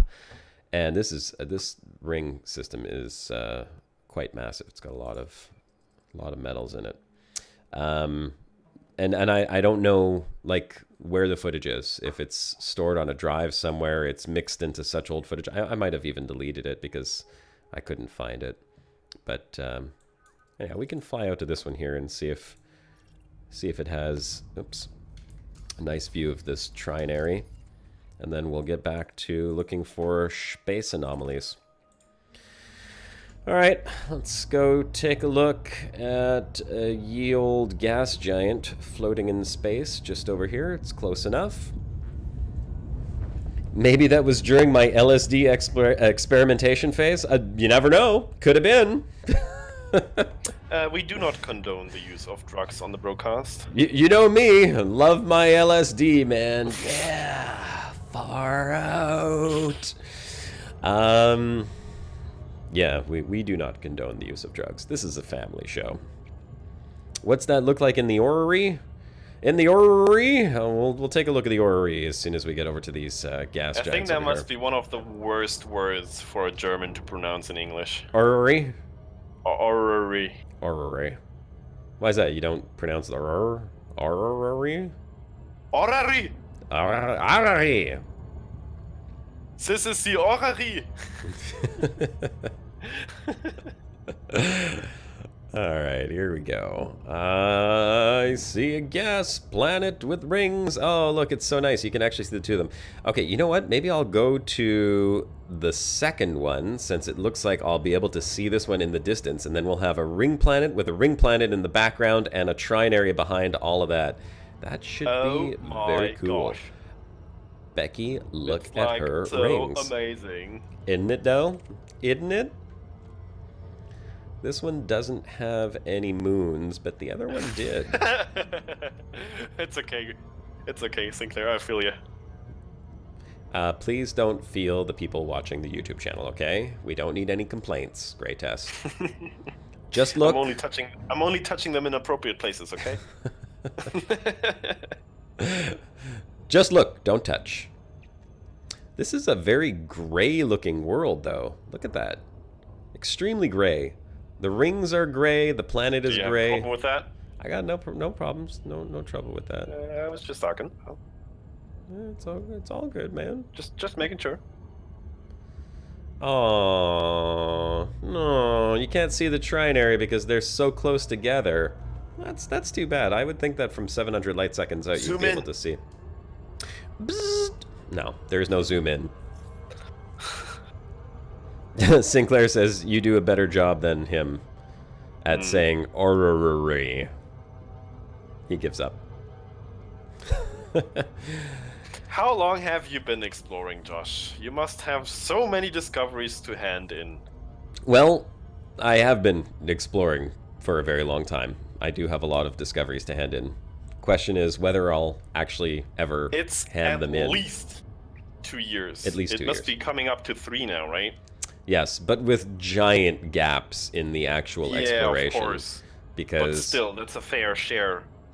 There's a fair share of discoveries. Several thousands of discoveries, for sure. Most of them, though, previous to the update to the exploration rewards, so you will hand them for a tenth of what you would get for it now. Yeah. Worthless discoveries, really, is what he's trying to say. Pretty much. Completely worthless, and that's the reason why I'll probably be out exploring for much longer before I ever go and turn anything in. Oh, it's really too bad that you can't let's see. face it, you will never come back to the bubble. You're just teasing us. There's a good chance I may not ever come back. But look at this. Will this planet have a nice view, or is it completely lined up with the rings? Damn it, it looks like it's lined up with the rings. Yeah, that's too bad. Nope.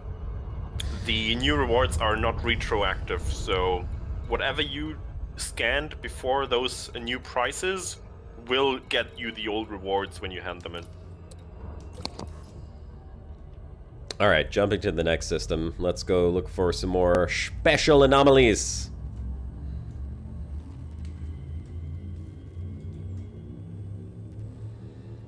Here we go.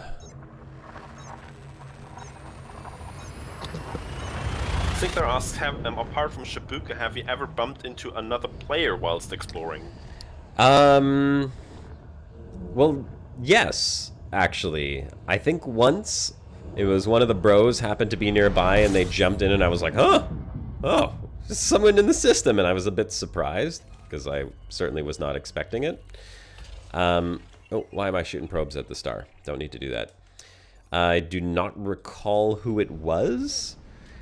But I could also say that I've had a player rush out to meet me for one of my exploration episodes, and I was towards the core, and he made it out in a day. I mean, I was pretty shocked. He stayed up like all day and all night to help me film an episode of the Exploring the Milky Way Galaxy, which was incredible. But other than that, no, I've never bumped into anyone else. It's rare.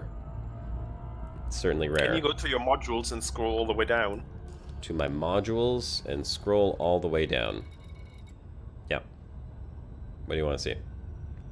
Your paint. It's under modules? I think it is, isn't it? If not, then there's no way to really check it out unless you take a look on the external of your ship, if you can even see it there. We can look at the external of my ship. No, it's not there, I'm sorry. This ship predates paint. There was no paint. In my days, we didn't have such fancy things as paint. That's right. There was no paint. In fact, let's see. Oh, well, yeah, it looks like I've taken a little bit of damage. I mean, look at that. It's a little frayed around the edges. You should have. I mean, it should be at 0, let's be honest. This, actually, it literally was before paint jobs were around, so... Yeah. Factory installed finish. Yep, that's exactly what I got. Danny Powers, any black holes to my name? I have scanned a countless number of black holes. No, that was way before engineering socially hazardous. Yeah. Way before engineering. I think I was out exploring a year before engineering ever became a thing. It wasn't even... It may have been a concept at the time that I left. Hold on. You do have a SRE with you though, right? I have 2. Okay, so it was after Horizons released, but I think just after. Yes, you're right. It was after Horizons released, because that's the whole reason why I went out, was because I knew that I would be able to land on planets.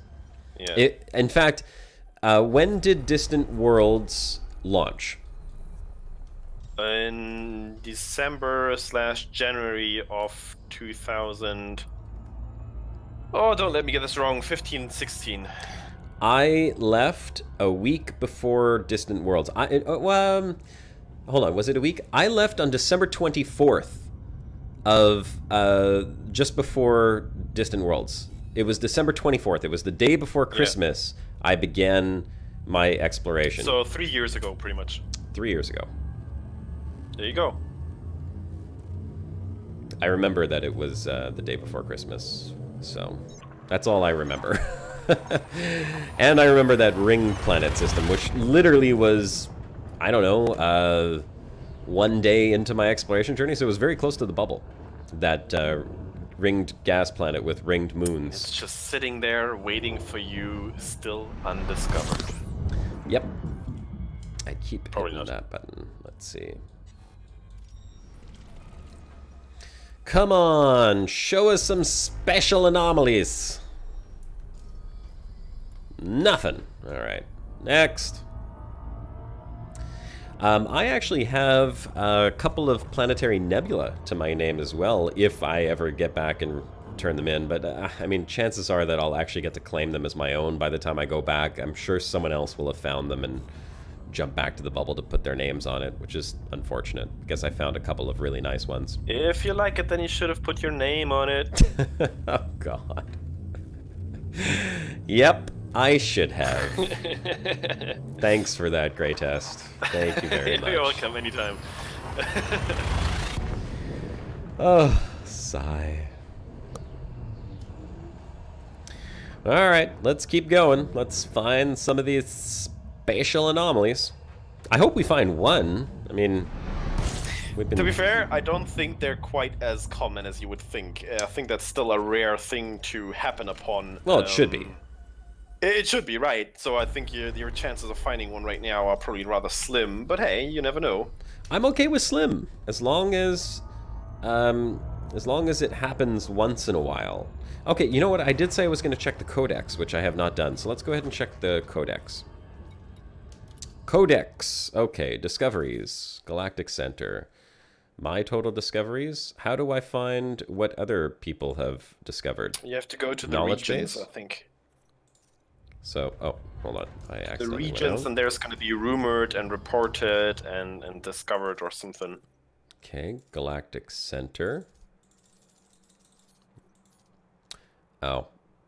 Oh.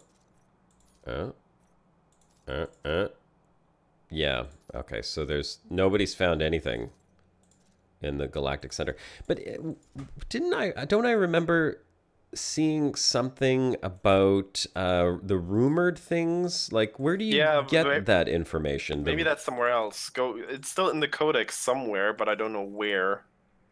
Maybe it's around the bubble, because there you go, you see some geological, and if you go to different regions, you see some gas some vents, info lava there on the spouts, fumaroles, organic structures, yeah. So yes, you do see that in places where people have been already, like Thargoid Probe, Guardian objects, Guardian relics, like this is all there. But if you go to the galactic center, all you have here is just different star types, gas planets, Twas the terrestrial night planets. before Christmas, when all through the void, not a creature was stirring, not even a goid. I love it. So good. Oh, the Codex was reset at beta at week 3 of the beta. Oh, but I mean, sense. people have been discovering these alien thingies recently anyhow, so there must be some info on them out there. Well, yeah, forget about the info on them, because I don't really care. I'll find them or I won't. That's all part of exploring, but I want to know is those rumored things. So where do you get the information regarding the rumored things? Because they said that every sector is going to have something in it, right? Yeah. I thought it was there in the region maps somehow, that it says, in this region there's these rumors and these reported findings and stuff like that. But I don't quite know where exactly that was right now. I haven't looked into that myself. Maybe chat can tell us. Chat, maybe it's in the knowledge what base say of the Codex. It was in a region near Colonia where I saw the new Aliens on Obsidian's videos. Okay, well... But were those rumors? FDev will send the rumors when it goes live. Seed. Okay. That's not the only mechanic, though. Yes, they can seed those rumors if, they want to give a nudge towards the player base to, have us find something. That's true. But you will also get rumors or reported findings if somebody stumbles upon something, another player. And I think if they just stumble upon something, it's going to be rumored. And if they hand the data about it in, it's going to be reported. I think that's how it's going to work, if I understood it correctly. Interesting. So, not only FDev can inject rumors, but also players just stumbling upon stuff can also rumor stuff, if I got that right.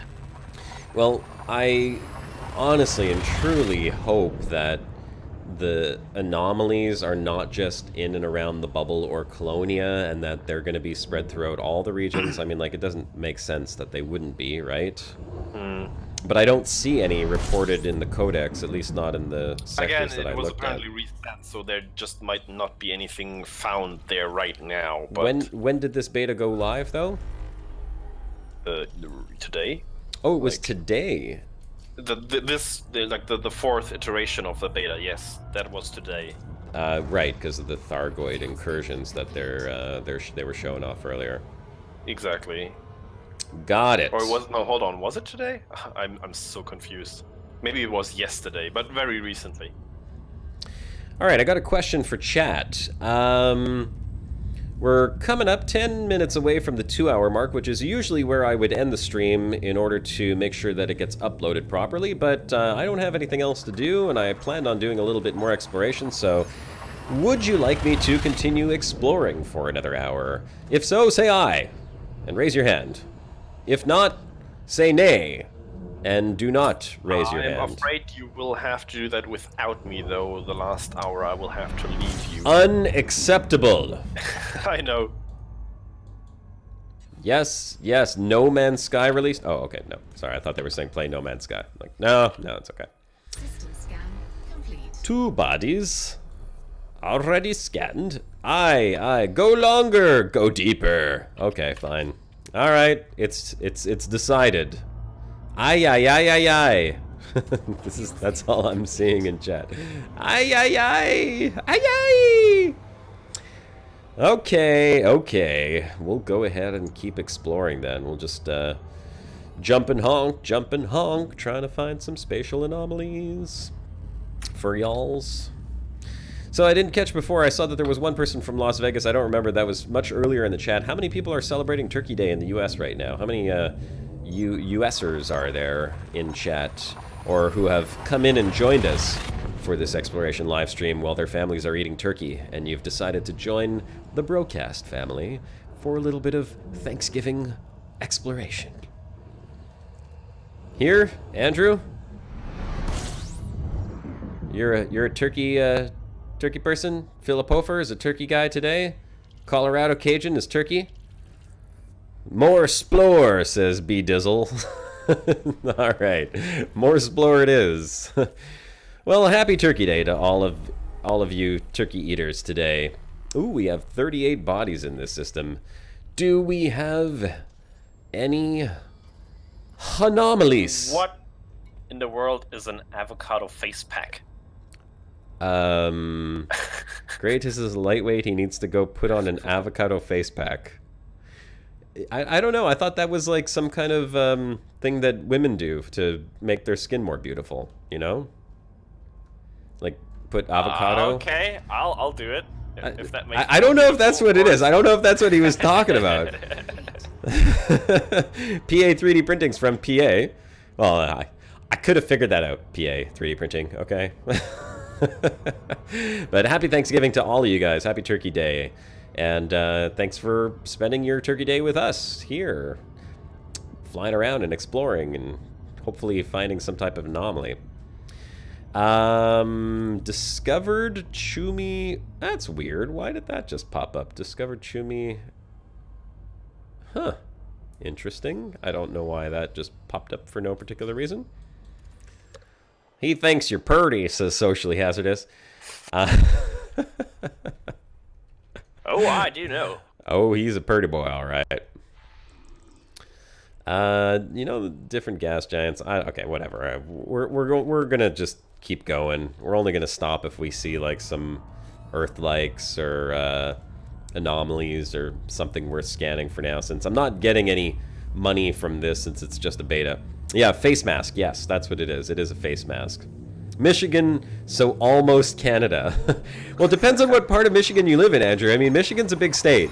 You know, if you're in the north of Michigan, yeah, you're almost Canadian. I mean, you can just swim across the lake, you know, because that's easy enough to do. But if you're in the south of Michigan, well, then you're like, I don't know, what is it, 10 hours to drive from north to south Michigan? Maybe more than that? Then you're nowhere near Canadian. Depends on where you live. All right. Honk and scan. Honk and scan. Hold on, is there like a border checkpoint in the middle of the lake? Like just a Canadian boat with a guy on it when you swim past it who says good day? No, but it's treated like any kind of like marine travel, where when you're in your boat, you have to have your U.S. flag. If you're coming from the U.S., you have to have a Canadian flag, and then you have to... There's a way that they do it. I don't remember how exactly it works on boats, like when you cross from one... is it jurisdiction? I don't know if it's jurisdictions, however they define that in naval terms, but when you have to fly the flag of the country of origin, and then there's... I know, I was just... But the idea of just a Canadian hanging out on the middle of the lake. But I don't know if there's any like international waters in the Great Lakes, because the Great Lakes are pretty big. Could be interesting. There could be pirates in the Great Lakes What's the they're so big. Isn't it like 3 miles off the coast or something? What? How far is it where international waters begin? 3 miles? 30 miles? I don't know. I have no idea. I'm not a pirate. you're asking the wrong explorer. I'm in international space right now, so that's all I know. Anyone here know the distance that you have to be offshore before you are considered in international waters and therefore can pirate? you can officially pirate. You can officially pirate? Just fly a pirate flag. There you go. Well, that's one way of doing it, I suppose. It doesn't matter what waters you're in. You put on that pirate flag, you're a pirate. Yar, har, har. Different for different countries. Really? Interesting. Oh, Didn't okay. know. Hand grenade 12 fishing, nautical says Ian miles, Bogle. 22 kilometers. Lee Mitchell says, Josh only breaks for Earth-like worlds and anomalies. Yeah, pretty much. That is pretty much the way that I'm doing it right now. The kids and goys he just wipes off his windscreen. Ah, John Sugar has given us the answer. 12 nautical miles, which is 22.2 kilometers, or 13.8 miles. 22.2 kilometers. That's not far. That means you literally, like, just go offshore, you know, ride your boat for 20 minutes, and you're in international waters. Philip says, I think it's 12 miles, but U.S. recognizes 200 when it's to our advantage. Yeah. That sounds very American. Yeah, that's mine. America. America. And if there's oil to be drilled with some, you know, oil rigs, then it's gonna be 2,000 if necessary. Hey, Indian Ocean, yeah, that's ours. What's this? What's this? Oh, a water world. Here we go. We found a water world. Let's go find the water world. Right there. No. Right there. Why do I keep wiggling that? Oh, there it is. We've got a water world. Hurrah! A water world with something else. What is this? Rocky body or icy? It's a rocky. Okay, we got a couple rockies. Binary rocky, maybe? No. Nope, just one.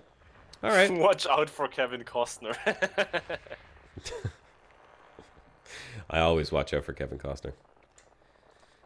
Let's target ye old water world and let's go map it, because that's what you do in this exploration update. It's part of the new features is you go map planets, and it's only 618. It's 618 seconds away. All right, let's go. Woohoo! Okay, let's go map out the water world. Aaron Meredith says, I just found an ammonia world that was 100 Earth masses. That's a lot of ammonia. Massive. Great Lakes don't apply to international water boundaries. Okay, so I guess it's like they just belong to... Don't tell me what to do. they belong to Canada and the US, but 200 miles more of it belongs to the US. 200 miles, that's like halfway into Canada. What? You don't know how big Canada is then if you think 200 miles is. Huge Canada is. Canada is ridiculous. 200 miles is a lot more than just the lakes. Yeah, well, yeah. I don't know if the Great Lakes are 200 miles. I don't know how big the Great Lakes are. They're big. They're really, really big. Really, well, kind of really ridiculously big. Great? Why? Because they're great? No, that's just because they're awesome. Has nothing to do with their size. What is that? That planet is not a water world. This is the water world. Oh, here we go. Okay, we are flying to... Oh, they're actually quite close to each other. Very nice. All right. I'm going to map this planet, and then since we're at the 2-hour mark, I'm going to take 30 seconds to go refill my water, because I'm starting to feel a little parched. And I'm going to have to say goodbye, unfortunately.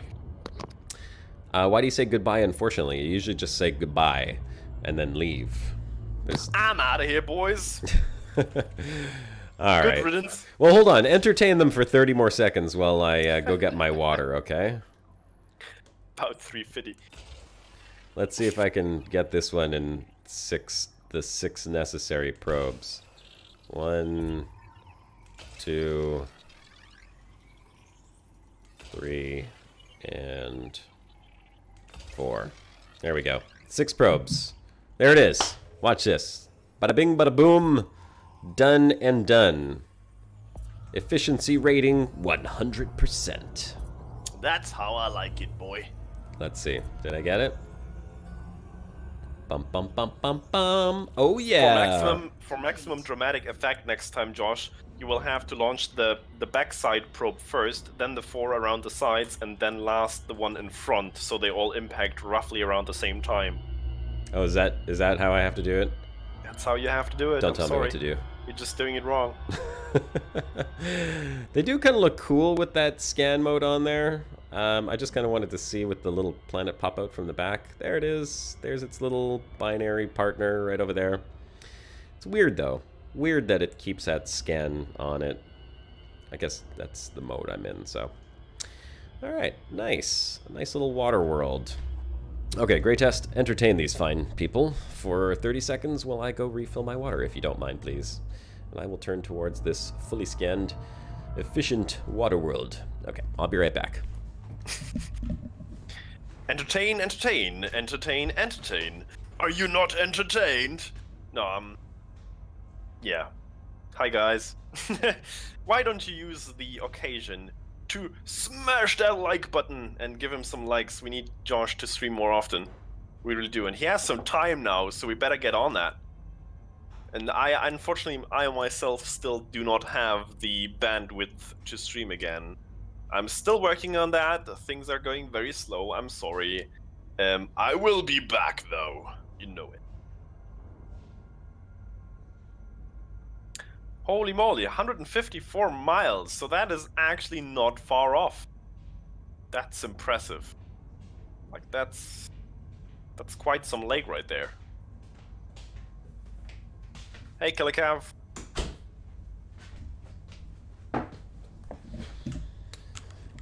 Okay, I have returned. Excellent, and I shall retreat now and proceed doing greatest things. Okay, the greatest, everyone. Give greatest a round of applause. Let's get some salutes in chat, and thank you very much for helping out there, Gray. It was a pleasure, as always. Until next time. See you on Saturday. Hopefully. Yeah, hopefully. All right, ladies and gentlemen, we've got another hour of exploration ahead of us here, so let's go ahead and jump to the next system, and now I will have to keep watching little tiny chat on my phone. What is that? Oh, those are claps. You see, it's my phone is so small. The little text, I couldn't tell that those were clapping emojis. All right. So continuing right along, welcome to the chat, welcome to the chat, welcome to the chat, welcome to the Elite Dangerous live stream. My name is Commander Josh Hawkins. If you're just joining in right now, we are checking out the exploration features in Beta 3.3 as they currently stand. We're doing a little bit of scanning, and we're basically just jumping system to system looking for these very rare spatial anomalies, which we have yet to find any. Though we found some interesting sights along the way. We were just joined by Commander Greytest, a fellow host of the broadcast, which is the live stream that happens on this channel every single Saturday at 3 p.m., 3 p.m. Eastern Time, which we hope you guys, if you're new to the channel, will come back and join us on Saturday. If you're enjoying the show right now, hit that subscribe button, you know, the little subscribe down there, a red button says subscribe with a little bell so you get the notifications and all of that good stuff. And you will be made aware of when we go live again. The space jellyfish, yes, Baba Ganoush, I'm looking for a space jellyfish. I will take any type of space creature at this point. Just would like to find some type of anomaly. I know they're rare. Am I expecting to find one? No, not really. I'm not expecting to find one today, but we can hope. Cross my fingers and kind of hope.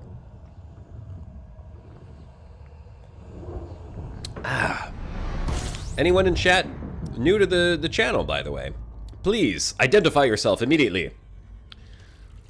Identify yourself so we know who you are and that you are new to the show, and I will say hello.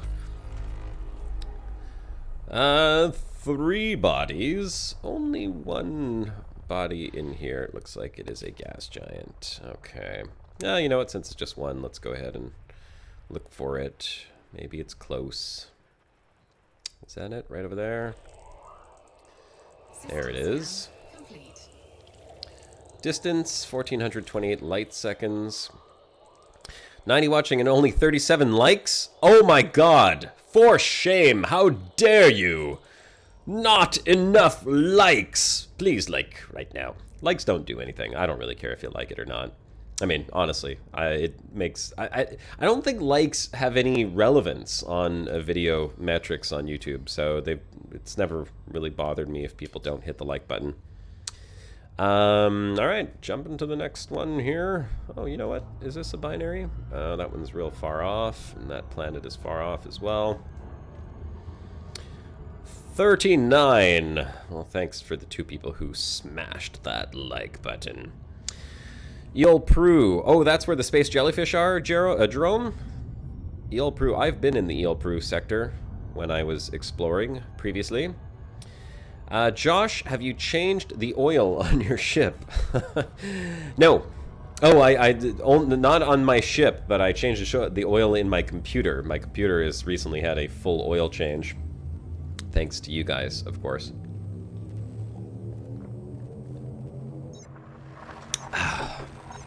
Thought I was gonna get water. I tricked you all. I got orange juice instead. More bookmarks. You know, I wish I had a way of mass deleting all my bookmarks, because I put bookmarks for stuff I'm never gonna go to ever again. I didn't even know there was a limit on bookmarks. What is the limit on bookmarks?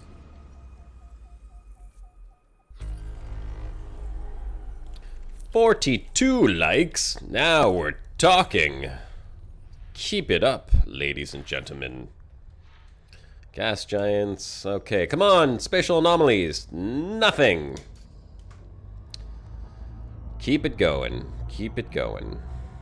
Alright, let's keep going.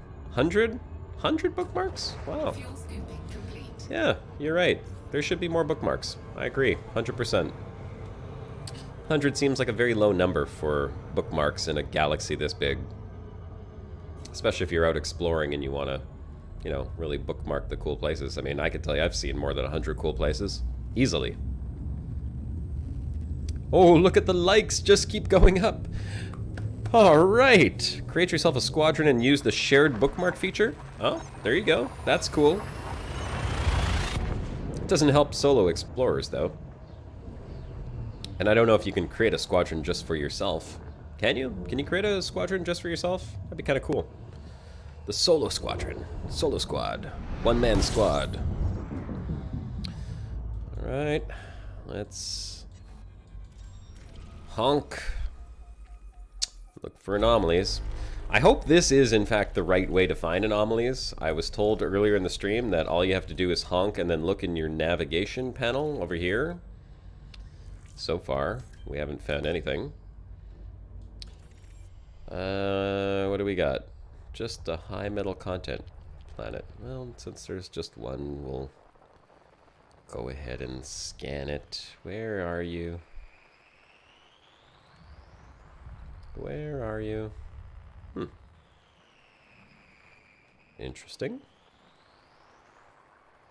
I don't see it.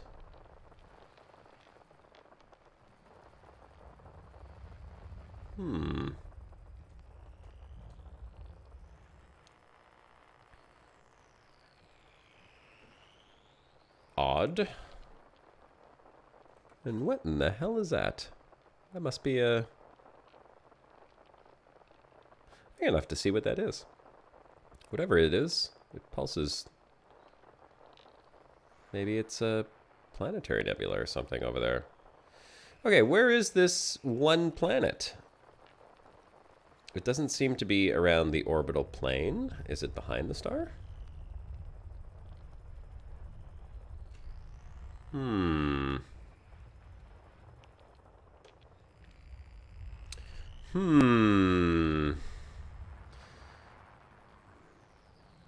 This is a case for the Hardy Boys. The mystery of the missing planet.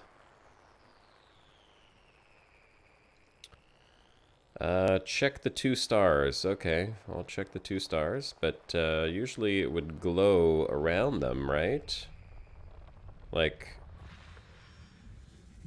okay, that's star number 1. Star number 2.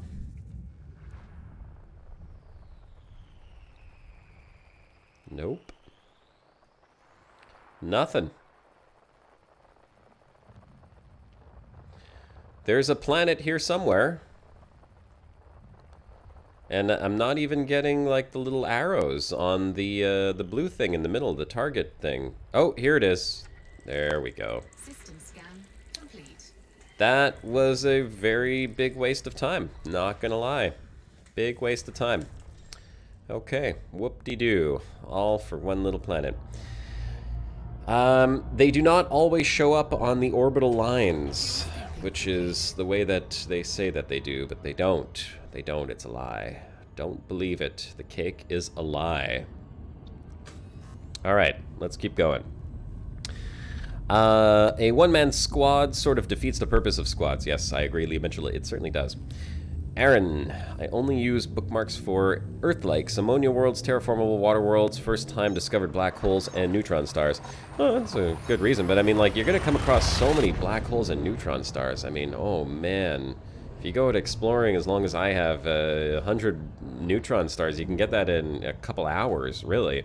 Depending on where you go. I mean, head up to, like, the neutron star fields, and it's just neutron star, neutron star, neutron star, black hole, black hole. Every single jump, you're at a black hole or a neutron star. That's where the space madness kicks in, though. Not gonna lie. It gets a little bit kooky way up there. And you gotta be a little bit more careful about how you jump, because you run out of scoopable stars very, very quickly up at the roof of the galaxy. But it's beautiful.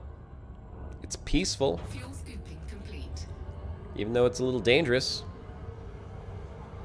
It's still very cool.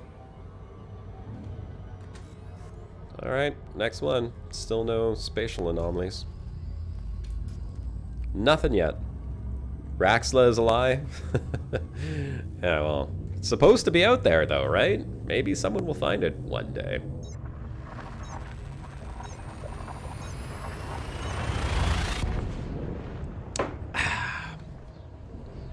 Orange juice to quench my thirst. Should be alcohol in there, but I gotta drive later, so no alcohol for me today. Alright. Come on, spatial anomaly. System scan complete. System scan complete. So, don't have anything here. Nothing. Alright. Next. Raxla is in the game. Yes, they FDev has said that since like very early in the beginning of the game that Raxla is in there. And we don't know if it's a landable planet or not, but whatever is there, it's not, I mean, it shouldn't be, because they said it's accessible to everyone, and it was in before Horizon, so Raxla is just a perpetual loading screen. Could be. That's very possible. It very well could be. Welcome to the live stream. If you're just joining in, I see that we've got 97 people in here right now, so my name's Commander Josh Hawkins. Welcome to the show. We're exploring exploration. That's what we're doing. We're trying to find some spatial anomalies, some special anomalies, some special things in space. We know they're here. Other people have found them. Imagine they're somewhat rare. I don't know if there's any particular place or special type of star that I'm going to find them spawned around, but, you know, just jumping and trying to find them. And we're going to keep doing that until we come across something interesting to see. 26 bodies in this system, still no Earth-likes or water worlds. Let's take a look, and no special anomalies here. Now, you know what? Let me go back into this mode for a second, because I want to see, I should have checked it while we were still back in that system. It could have been a small nebula. Was it that? No. It was like a little black nebula. Where did it go? Let's see if I can spot it again. It could have been a planetary nebula that I just completely missed because I'm a bonehead and forgot to go and look on the galaxy map before I jumped. But it should still be around here somewhere. I'm on economy mode, so I'm not really jumping very far.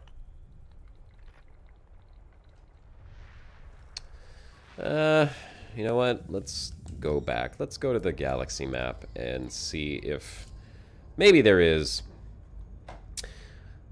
Josh, any plans to get the Pimax 5K? Oh man, I would love to get a Pimax 5K. I'd like to get the Pimax 8K. I mean, do I need one? No. Do I have the money for one?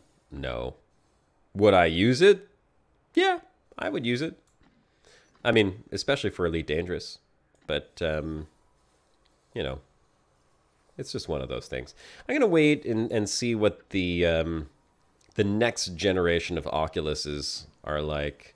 Honestly, the best games in Oculus are games like, oh my God, I'm drawing a blank now. Arizona Sunshine. Oh God, what an amazing game. For VR, it doesn't get much better than that. So, would Pimax be better for it? Yeah, maybe. Bigger field of view, higher resolution. I mean, anything like that's going to be good for VR. Is it worth the money? I don't know.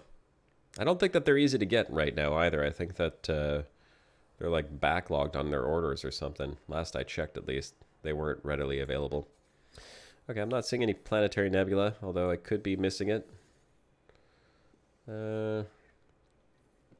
It's really hard to tell in these dense star clusters, though. I'm trying to use the edges. Oh, what's that? That's a black hole.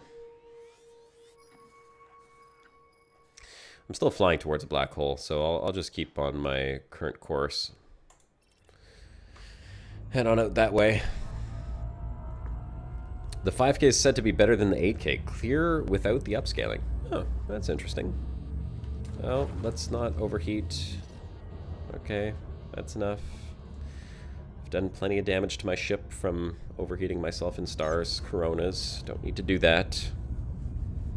I wonder why the 5K would be better than the 8K. If it's just a performance? Maybe it's... is the 5K the newer one? I know the 8K, the 4K and the 8K was something that they were talking about. Oh no, it was... crap. Now I don't remember. It's been a while since I've been looking at the Pimax stuff, so I don't remember when the 5K was announced. I remember the 4K was announced, and they had 3 models at the time. I'm trying to remember if it was like 2K, 4K, 8K, or something like that. Might have been 4 or 2, 5, and 8. I simply do not recall, because it was a long time ago. I kind of stopped following the VR news because there just wasn't a whole lot of it coming out. But Oculus is showing off their new... Oh, what is this? Gas Giants. Oculus was showing off their new completely self-contained one with no wires or anything, and that looks really cool. Don't remember what they called that, but looks interesting. And I know that the Vive now has their wireless adapter that can be attached to the Vive as well. So we're starting to get into cool VR territory where you're not going to need the wires anymore. And that's awesome. Just how many games will actually run on it is going to be a good question. I mean, if you can't run like Arizona Sunshine on the completely self-contained Oculus, and you're stuck to like running the you know, the phone app games, it's not going to be for me.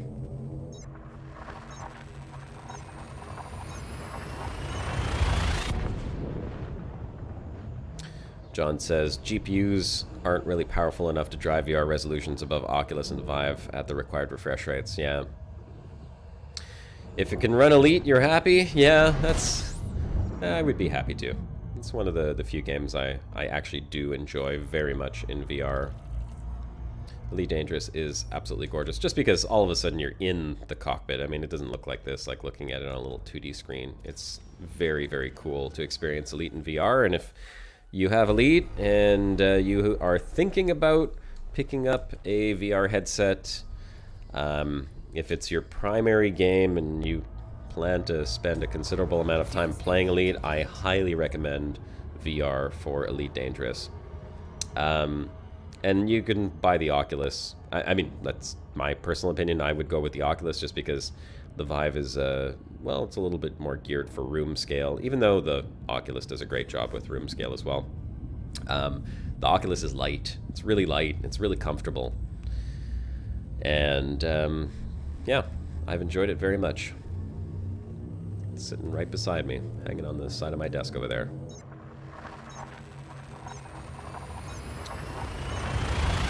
Ooh, Philip, you've got a 2080. Still drops below 90 frames per second inside a station on medium settings? Really? You know, I don't know what my FPS was in the Oculus. I've got a 1080, but I never had any performance problems. I mean, I think the lowest performance I got was on Planet Surface in SRVs, honestly. And I have a hard time in SRVs in Elite Dangerous in VR. It's one of the few times that I actually feel a little queasy, and there's not much I can really do to fix it either, which is odd, because I have played many VR games for many hours. I mean, I literally had like a 4-hour-long Arizona Sunshine session of running around shooting zombies and getting the crap scared out of me, because it can be a pretty scary game at times, and never been queasy. But I get in the SRV and that's it. It's game over, man. It's game over, man. There was the 5K, and then Pimax brought out the 5K Plus at the last minute. Reviewers are saying it looks sharper and clearer than the 8K. And it's the recommended Pimax headset. Oh, okay, cool. I didn't even realize when you were typing that before you were saying 5K plus. I was probably just looking at 5K.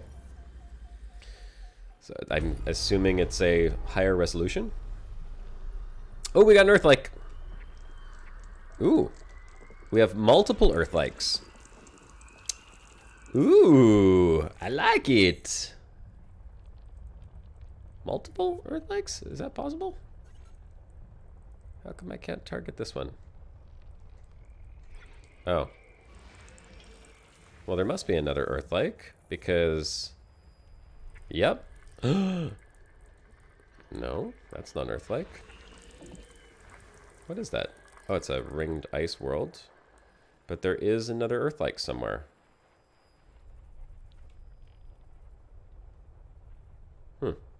Interesting.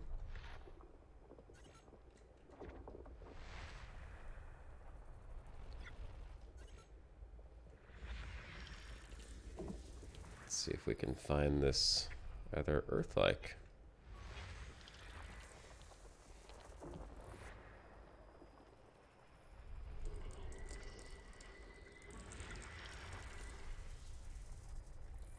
Right there.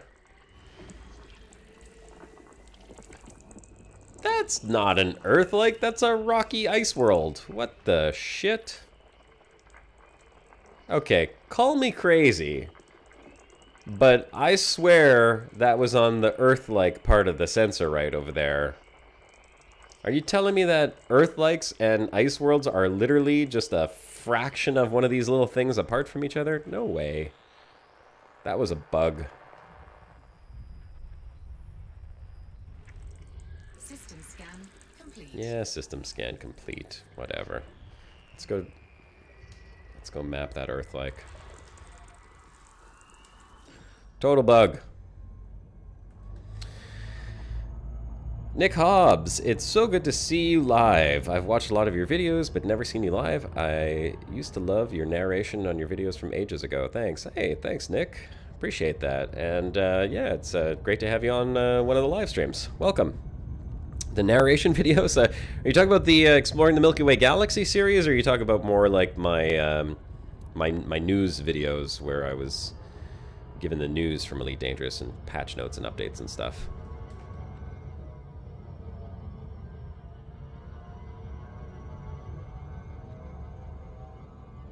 Pimax headsets have 3 selectable FOVs. Okay. 121, 50, 170. This is different for GPUs. Oh, very cool. Oh, Danny. Keeping track of those likes. They're going up. We're getting there. Almost got to 50. I don't know what the goal is, or what it's going to make any difference towards the stream, honestly, but we'll take it. We'll take them all. We'll take all the likes. Hit that like button. Let's get it to 75 likes. Just because. Thanks, guys. Appreciate it. Much rather you hit the subscribe button, of course, because that will tell you when I go live again next time. And it'll be great to see you back here again for another live stream. I will quickly throw this back out there again. In the next 3 weeks, I will probably be doing a lot of these impromptu live streams. I might do one a day. There's a possibility. I'm just saying. I have some free time over the next few weeks, so I'm going to be starting a new job on the 10th of December, and I don't have any work for 3 weeks. So I will probably be here on a regular basis, trying my very best to entertain you guys. Here it is, Earth-like, the first Earth-like we've come across so far. Nick, I am, sir. The way you made your videos into believable stories was awesome. By the way, quit your job and go into radio. You have an amazing radio voice. High five. Thanks, man. High five. Great success. Yes. Okay, here we go. Let's scan this. 6 probes. Okay, probe number 1, probe number 2, probe number 3. Going for efficiency. 4, 5, and 6. Let's see if we get it. Dun dun dun dun dun dun dun dun.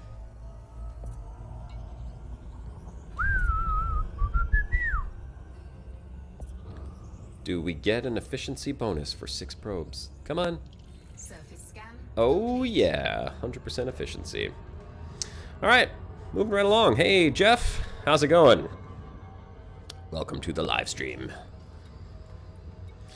Did I check for anomalies? No, we got nothing here. Let's move on. Moving right along then. Here we go. What are we voting on, Danny?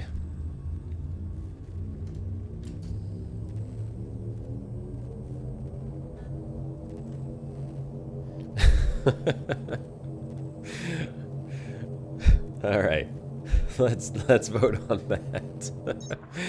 Press 1 if you think Josh Hawkins has the best radio voice. By the way, sorry for going on about it. I'll stop now. It's okay. Nick, I've been hearing that for the majority of my adult life, so I'm kind of used to it. It's funny. My best friend says I have a face for radio. That's what best friends are for, right? Funny fact, though, I know you guys won't believe this, but when I was 17, I had a job working on a telephone, calling people, and believe it or not, people thought I was a woman. So it's safe to say that my voice has changed considerably since my teenage years. I got mistaken for a woman a lot, actually, over the phone. I was like, really? Do I sound like a woman? I mean, I know my voice was a little bit more high-pitched, but yeah, I had one of those really stereotypical voice cracking, like out of the movies where you got the teenager's voice going like, it was one of those. It was very strange. A woman with a really sore throat. Superman in the background, got it made. Oh yeah, well, I got my Superman in the background, and yeah, my balls finally dropped when I was like 17 or 18. If you like the Superman in the background, I'll turn the camera and show you my shelf here for a second. Let's take a look at this here. Let's go. I know it's not, usually this is behind me, but that's the superhero shelf over there. And there's my Oculus touch controllers on the left-hand side. Superheroes galore, oh yeah. I started trying to put together a collection of the Avengers. So I've got a big Hulk, I've got a big Iron Man that's a Hot Toys Iron Man, actually. Those things are way too expensive. And then I've got Captain America on a 3D. I've got Spider-Man on a 3D, and yes, Spider-Man was part of the Avengers. I've got a Thor bobblehead and an Ant-Man bobblehead, and what am I missing? Oh, I'm missing like Hawkeye and Black Widow, but I mean, who needs those, right? Let's get back into the game. Josh, what's your thoughts on trading in the Asp for a Crate Phantom for exploration? Well, I flew the Crate Phantom the other day. Well, actually, no, I didn't fly it. I flew... What did I fly? Did I fly a Mamba? Or, no, I think I did fly a Crate Phantom. Yes, it was a Crate Phantom. I wasn't particularly keen on the handling of it, which isn't that big of a deal for exploration, except when you want to like go explore planet surfaces and fly through canyons and stuff. You do certainly want to have some nice handling. I'd have to kind of compare it to the Asp. My one criticism is just that, and I was saying this earlier, is that the cockpit inside the Asp is huge. You have lots of visibility. I mean, look at this. You got you're basically got a platform surrounded by a giant open window, and on the Crate you've got these sort of like jutting out things on the side right over here and on the other side. It does block a little bit of the view, and if you fly the Asp in VR, you feel like you're in a giant fish tank because there's so much visibility in it. So I would miss that. But that's it. I mean, that's my only criticism. Other than that, the Crate seemed pretty nice. It's a big ship too, which I like. But if I'm not mistaken, it does not have a ship launch fighter. Is that correct? And I don't think the Asp has one either, though I've never actually checked. Paul, gotta go. Thanks for joining in, bud. Hope to see you on Saturday for the broadcast. No, I have not tried any of the new ships in VR. In fact, I haven't had my VR hooked up for a while. If you've watched the show for a while, you'll know that for about a year I was living in a one-bedroom basement apartment. My wife and I just bought a house. On October 1st we moved in. So I've got a man cave here. Although you may have noticed when I was just panning the camera around, there are still quite a few boxes. Once I have the boxes all unpacked and get this room a little bit more organized, I'll set up my Oculus and get it up and running so that I can check out some of the new ships in VR. We got 19 bodies here, and what do we got? Gas giants, no earthquakes or anything special. Come on, show me spatial anomaly. That's what we're wanting to see. Nothing, still nothing, guys.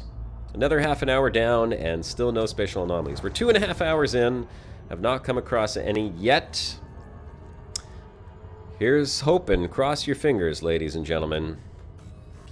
The Crate Mark II has a fighter, yeah, but the Phantom doesn't. No fighter on the Phantom, but its jump range looks like 60 easy. Show me the anomaly! Yes, exactly. Yeah, thanks, Evolution. Thank you very much.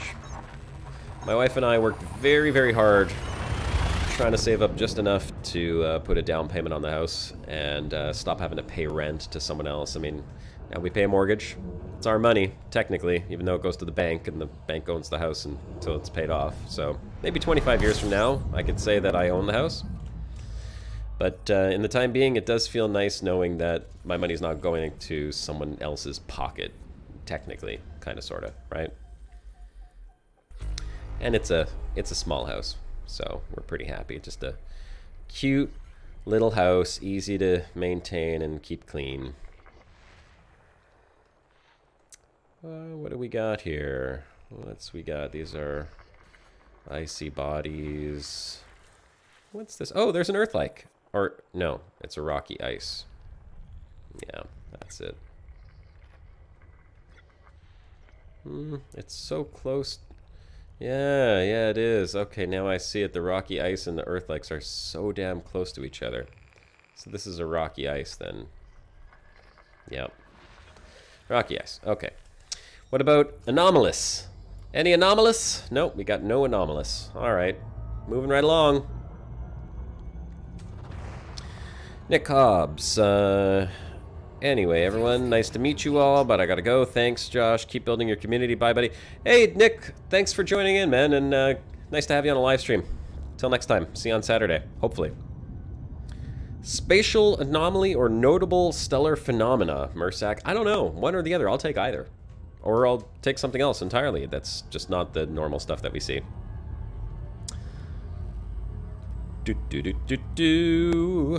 Small, but it'll be yours. Yes, Baba Ganoush. There is something to be said about coming home now and going, this is my house. Even though it doesn't really belong to me quite yet, my name is on the deed. It technically belongs to me, so long as I don't default on my payments, and the bank should repossess it. Which hopefully will never happen.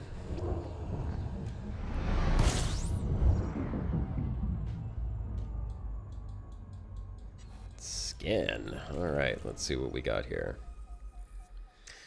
So, you know, it is a little exciting knowing that you could come across something, even though I don't know if I will or will not. I just want to see it here. I want to see it pop up right here. I don't know what it's supposed to say. Spatial anomaly or notable stellar phenomenon or whatever.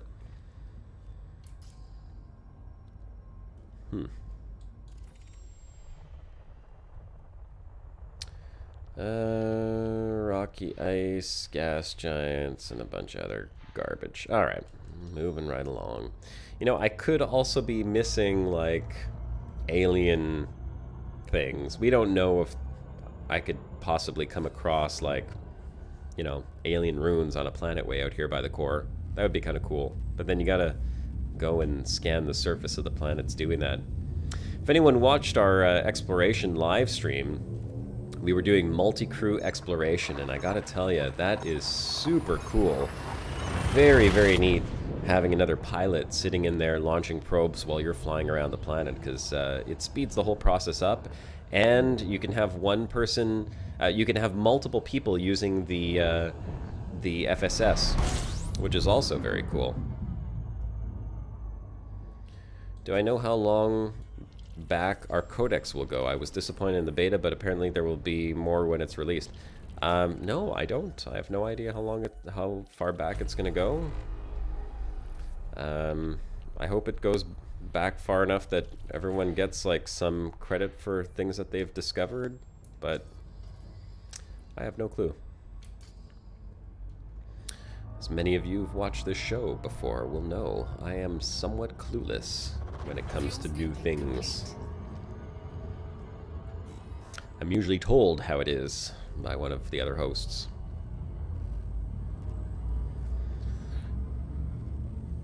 Schizoid69, I think there will be lots of things to discover that FDev have left out of the beta, and not to spoil things.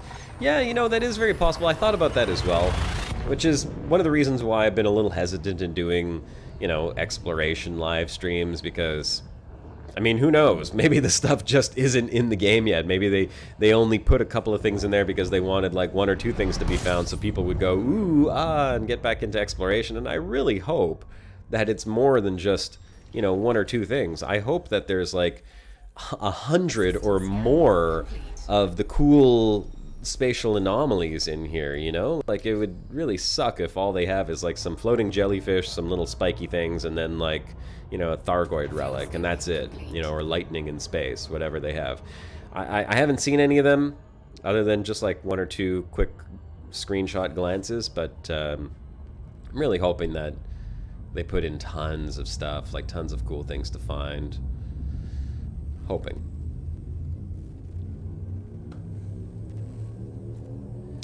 Oh, Baba Ganoush says, they said on the stream that all the stuff you've already done should be there. Well, there you go. Excellent. Any plans for a new episode of Exploring the Milky Way Galaxy? You think Commander Shanaday wants another hookup? Yeah, no. Commander Shanaday will probably not be getting another hookup. Not to spoil anything on the show, but that particular individual is no longer a part of my life. So it will be very difficult to get her back in, despite her fantastic voice work. I'll give her credit for that. She did a great job at it. But she's actually moved far, far away, so that will be very difficult to do, needless to say. Moving right along. But yes, there will be more episodes of Exploring the Milky Way Galaxy. I've got 3 weeks of time on my hands, so I have to do a video. I promised a video on setting up key bindings for exploration, like I'm doing right now. So I will do a video on how to keybind your Cytec X52 Pro for the new exploration mechanics to show everyone how I've got it set up, because it's quite intuitive, it's very simple, it was very easy to get used to once I set it up, but it took me a few hours of kind of tweaking it. And then maybe I'll finish, or at least throw out another episode or so of exploring the Milky Way galaxy. It's time consuming to make. I mean, I'm not gonna lie, I literally have to spend a good deal of time getting the footage and then writing and voice acting and editing, but I could maybe try to get at least one out during this time. I know it's been a while, and I'm sorry. I never intended to stop producing the series, but life happened, as it does, and yeah, I don't think any explanation more than that is necessary. Life. It is what it is. Sometimes it changes what we're used to doing.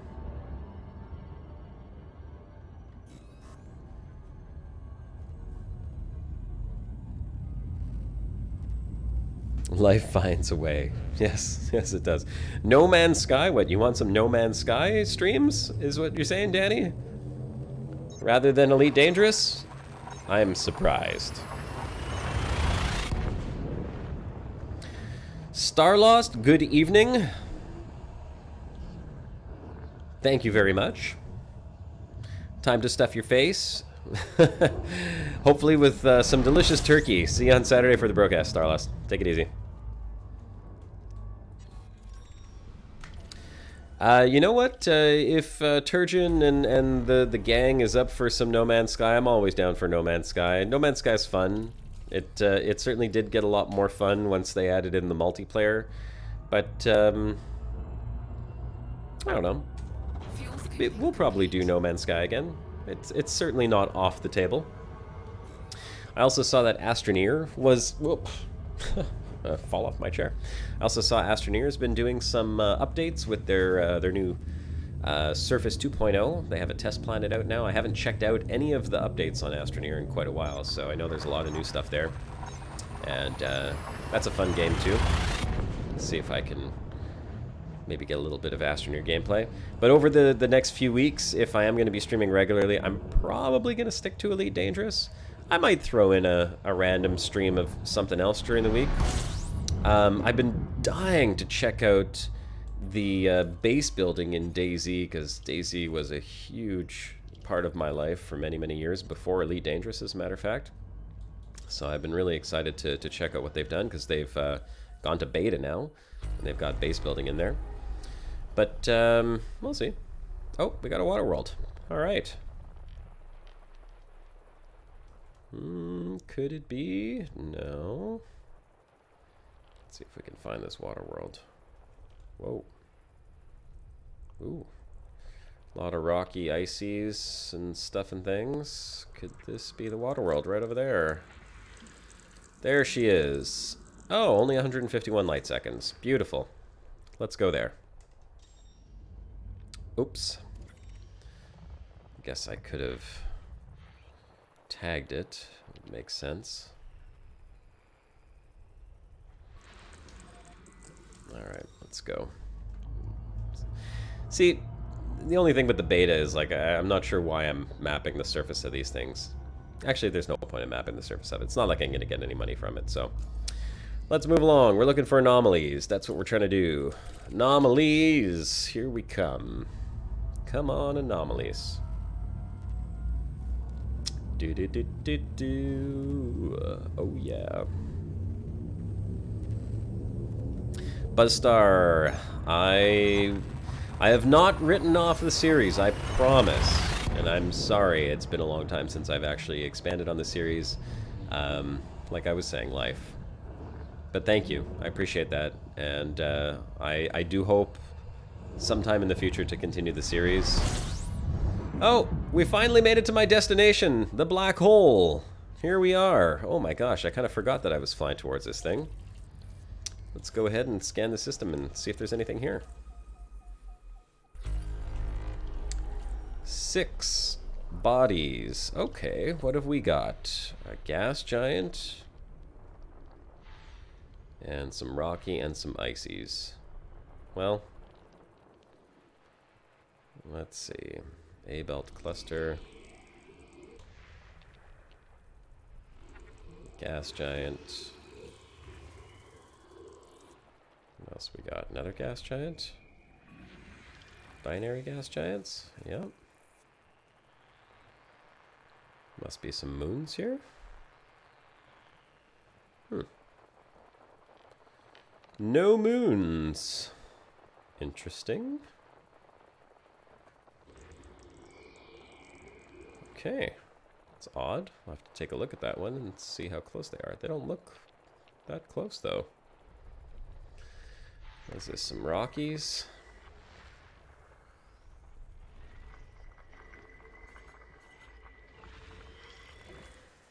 Yep. Icy. And we have another gas giant here somewhere.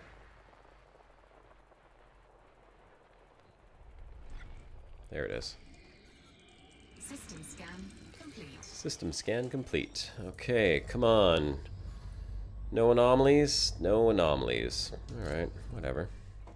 How close are these guys? 2,600, 26. Okay, they're not close at all. Okay, well, we've reached that destination. Let's choose something else. You'd like to see another broadcast Sidewinder demolition derby? Yeah, those are fun. Since we're back into Elite Dangerous, I'm sure we'll arrange something like that. Here, let's head over to this black hole. Let's take it off economical. We'll go to fastest. Okay.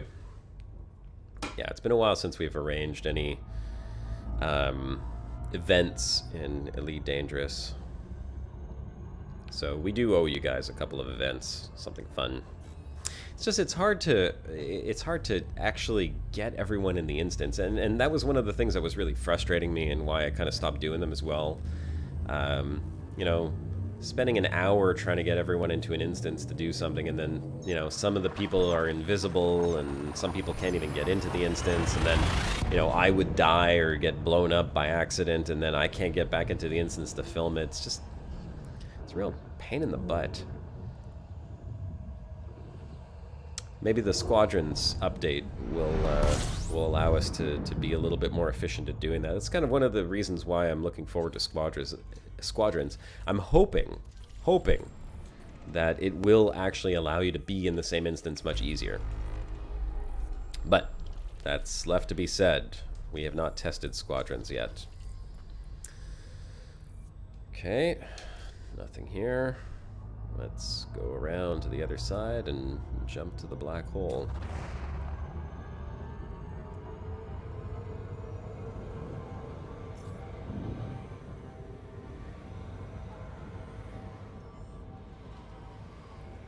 Fuel scooping complete. Alright, fuel scooping complete. Let's go. It's a big star.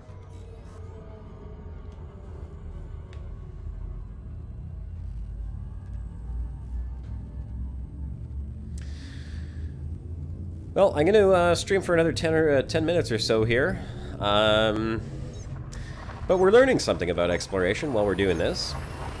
I mean, the rarity of the Earth-likes and whatnot is on par with what it's always been, and the exploration tools are kind of fun to use. Hopefully they make the payout a little bit better since you take more time to explore, and I believe that is generally the idea behind it. But as far as these spatial anomalies or the cool things, they're not going to be everywhere, clearly. You know, we've been looking and for 3 hours, haven't come across one. Starting to kind of feel like the geological features were on planets before, where, you know, you go for hours or days and you know they're there, but you just can't find them. So maybe we'll see some... Hey, this is... I thought I had a black hole system plotted in here. Apparently I clicked on the wrong one. Again, it would still be really cool to have tools that would allow us to, you know, scan for things or make it easier to find them.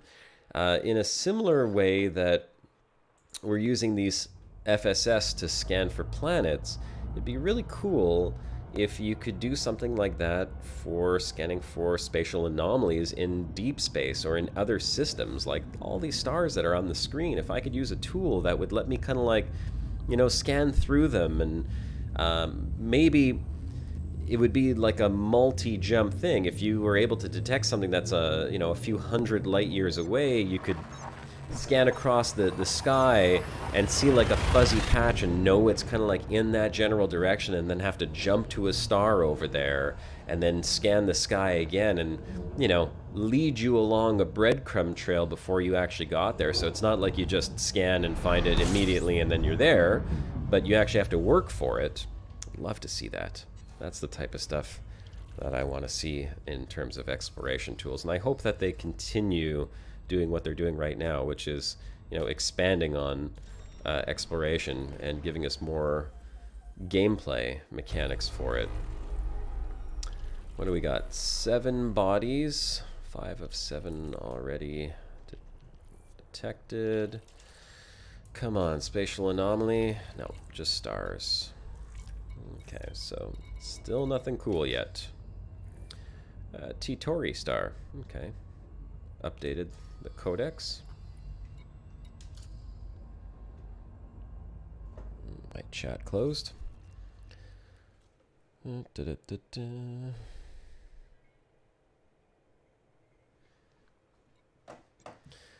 Alright, let's see if I can spot some type of giant star or something cool around here. Oh, speaking of giant stars, there's one right over there. Oh, no, no, no, no, no. Come back. There you are. Right. Oh, crap.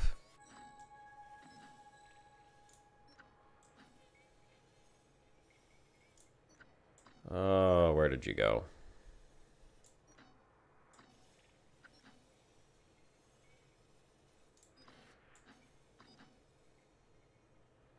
There. There.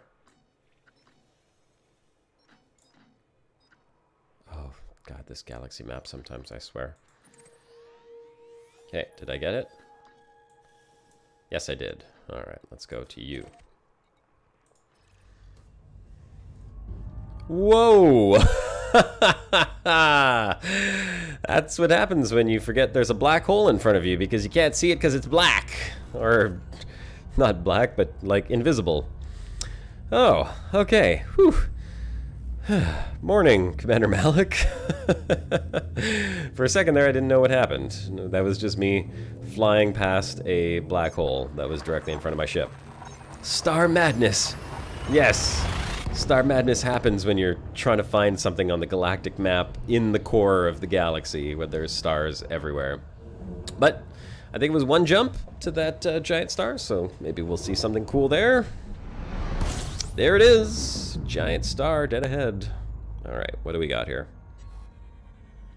I've got probably like 2 more jumps in me before we'll end the stream, so let's see if we can find something cool.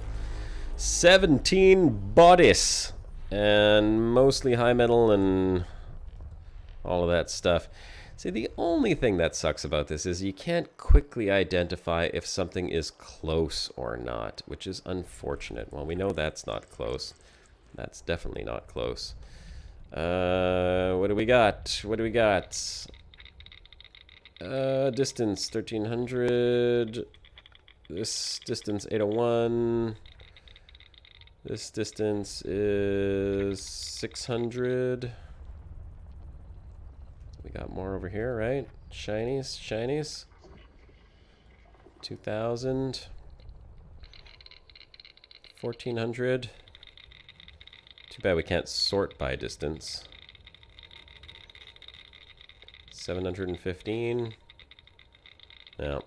So the closest one's probably this one right here. Oh, it's asteroids. Ah, whatever. Alright, come on, anomalies. Show me anomalies. Nothing. No anomalies. All right. Let's do one more search on the galaxy map. See if we can find something else. Another giant star, shall we? Let's see. Let's see how good my star hunting eyes are. Oh, see one right over there. Booyah! 30 light years. 2 jumps. Okay, let's go get it.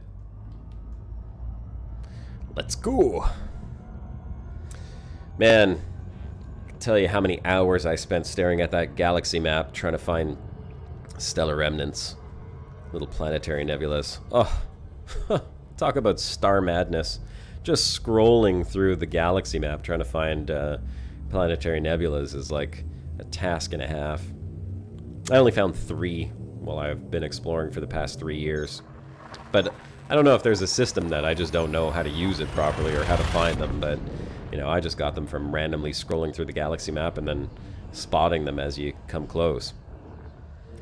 Do I think atmospheric landings are coming to ED within the next 2 years? Yeah, I do.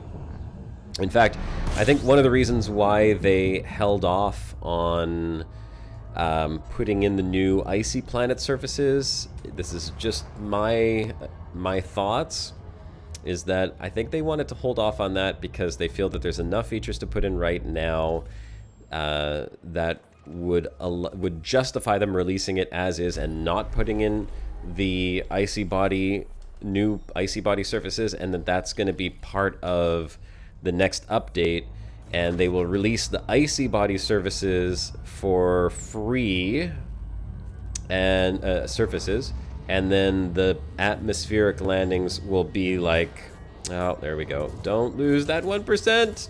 Come on, fly away. It's still 41. There we go. Wow, look at that. I hung on to that 41%. Magic. Magic, I say. I think that atmospheric landings, we might see that next year. That's just my thoughts. I think we'll see atmospheric landings next year. That's going to be their next big update. Because space legs, I'm not holding my breath anymore. When I went to PAX and I met all the guys there, Zach and Toute la gang from Frontier, we had quite a few chats, and just, no, space legs is just not, it's not in the works. It's not something that I think we're going to see anytime soon, unfortunately. I wish it was. I think it'd be really cool in Elite Dangerous. But no. So don't hold your breath on the space legs, but as far as planetary landings... Hey, wait a sec. Did I again miss... Is this the giant star? No, can't be the giant star. Did I misjump or did I untarget it by accident? What the hell?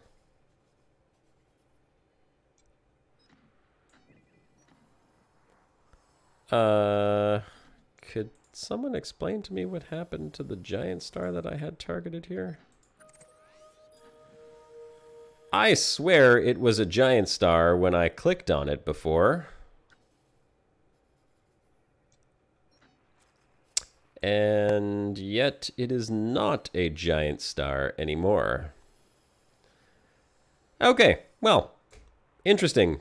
Don't know how that happened. My mind is boggled.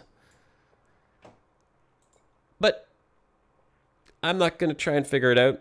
I'm probably going to just scroll back on the live stream after and scratch my head and go, huh? I might have missed something. Whatever. You know what? Good place to end. Natural ending right there. Me looking puzzled. Huh? Anyhow, guys, thanks so much for joining in on this impromptu exploration live stream. It's great to be back in business, and I think it's safe to say, like I said, that you can expect a few more of these live streams to be popping up over the next couple of weeks, since I will have plenty of free time on my hands. We did hit 57 likes. All right. Okay, it wasn't 75, but it's backwards from 75. I hope to see you guys all on Saturday for the broadcast. Don't forget, 3 p.m. Saturday Eastern Time. We will be doing the broadcast as usually scheduled, and between now and then, I might do another live stream tomorrow. So make sure to hit that subscribe button, turn on your notifications, and look out for another live stream sometime tomorrow, probably around the same time, around the 3 o'clock mark. For now, thanks so much. See you guys all later, and this is Commander Josh Hawkins signing off.